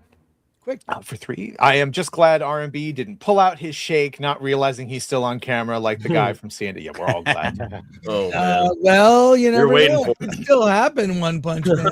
Oh no! Don't no. tell us. Okay. Oh, that's a bad idea. Albert for 5. Rob's chair has better, smarter opinions than he does. Oh, no, that's not cool. Taryn High King for 5. New marketing strategy for blockbusters. Gaslight audiences into thinking a mid to crap movie is great. If you say it's great enough, it becomes true. Yeah, you hear people use that like they just repeat a lie. It happens in politics a lot too. Jan Hugh, shout out, gifted 5 Film Threat membership. Thank you, Sean Hu. Kung Fu Hot Dog, member for 23 months. Marvel was better in the hands of Paramount. I agree. Wow. I agree. Film there one another $3 Rumble rant. Great show last night. DA, love the Sunday show. Please do Rumble so I can contribute. Yeah, One Punch Man wants to one punch. Why did you sign up for Rumble, DA? Yeah, I got to get that going. I don't know, man. I got to. Oh, figure dude, it out. it's simple. It's simple. All right. Yeah, somebody's got to show me how to work the back end of it. We can talk after the show. We'll discuss it. Okay. Yeah. Albert for another 10. Regarding President Trump, Steph is the only mortal human who can hold the One Ring and not be corrupted. So there. Also, Sonny Hostin, best quality is lips that could jumpstart a Harley. I got nothing. Andy Miller for 2. Please, is it possible to control these idiots? Which idiot? Are you referring to us? He's talking about He's talking about us. cast of the Odyssey. Yeah. You know, I don't know. Just I think they're trying to tone it down. I get that feeling, but a couple things will slip out. Well said, Steph. I have back-to-back IMAX tickets. Andy also for 2. Oh, thank you, Andy. Another One Punch for 3. I wonder if we are going to like the Simpson Odyssey more than Nolan. We could. Thank you, One Punch fan. Andy Miller for 2. The Kenyan never read Homer before she got the role. Yeah, you would think. I mean, I don't know. I read a version in elementary school, read later versions. I was obsessed with it. I mean, it's a great epic story. Yeah. So why not invest? Doesn't hurt. Yeah. For another 5, Andy says Nolan read 3 translations, Fagles, Ryu, and Wilson, and wrote the story he wanted. Wilson's translation is not feminist work. Nolan might be. It's not feminist, but it is progressive. Yeah, I would say that. Film threat for another. Okay, so another One Punch Man for 3. I wish to see the DA on FNT and Open Bar, hopefully soon. Yeah, Badger, One you've day. been on FNT and Open Bar. I've been on Open Bar several times. DA, Yes, and FNT you one. got to get on. One day. One day. All right, we'll push. I know some people. John Wayne for 20. The USA cordially invites Greece to invade Los Angeles after they culturally massacred your mythology. Extra permanent citizenship points for any Greeks who also managed to sack San Francisco. Good success. Yeah. Thanks, John Wayne. Is he referring to what we're going to do to the Olympics? Yeah. Logan Missiak for 5. Hollywood has a weird fanatic agenda of replacing white characters. Snow White, Little Mermaid, Helen of Troy, etc. I'm getting sick and tired of it. I think that's part of it too, is there's a fatigue of this happening over and over. Now, it's one of the things we've had that happen in the past, but I felt like there were such great actors, you didn't notice it.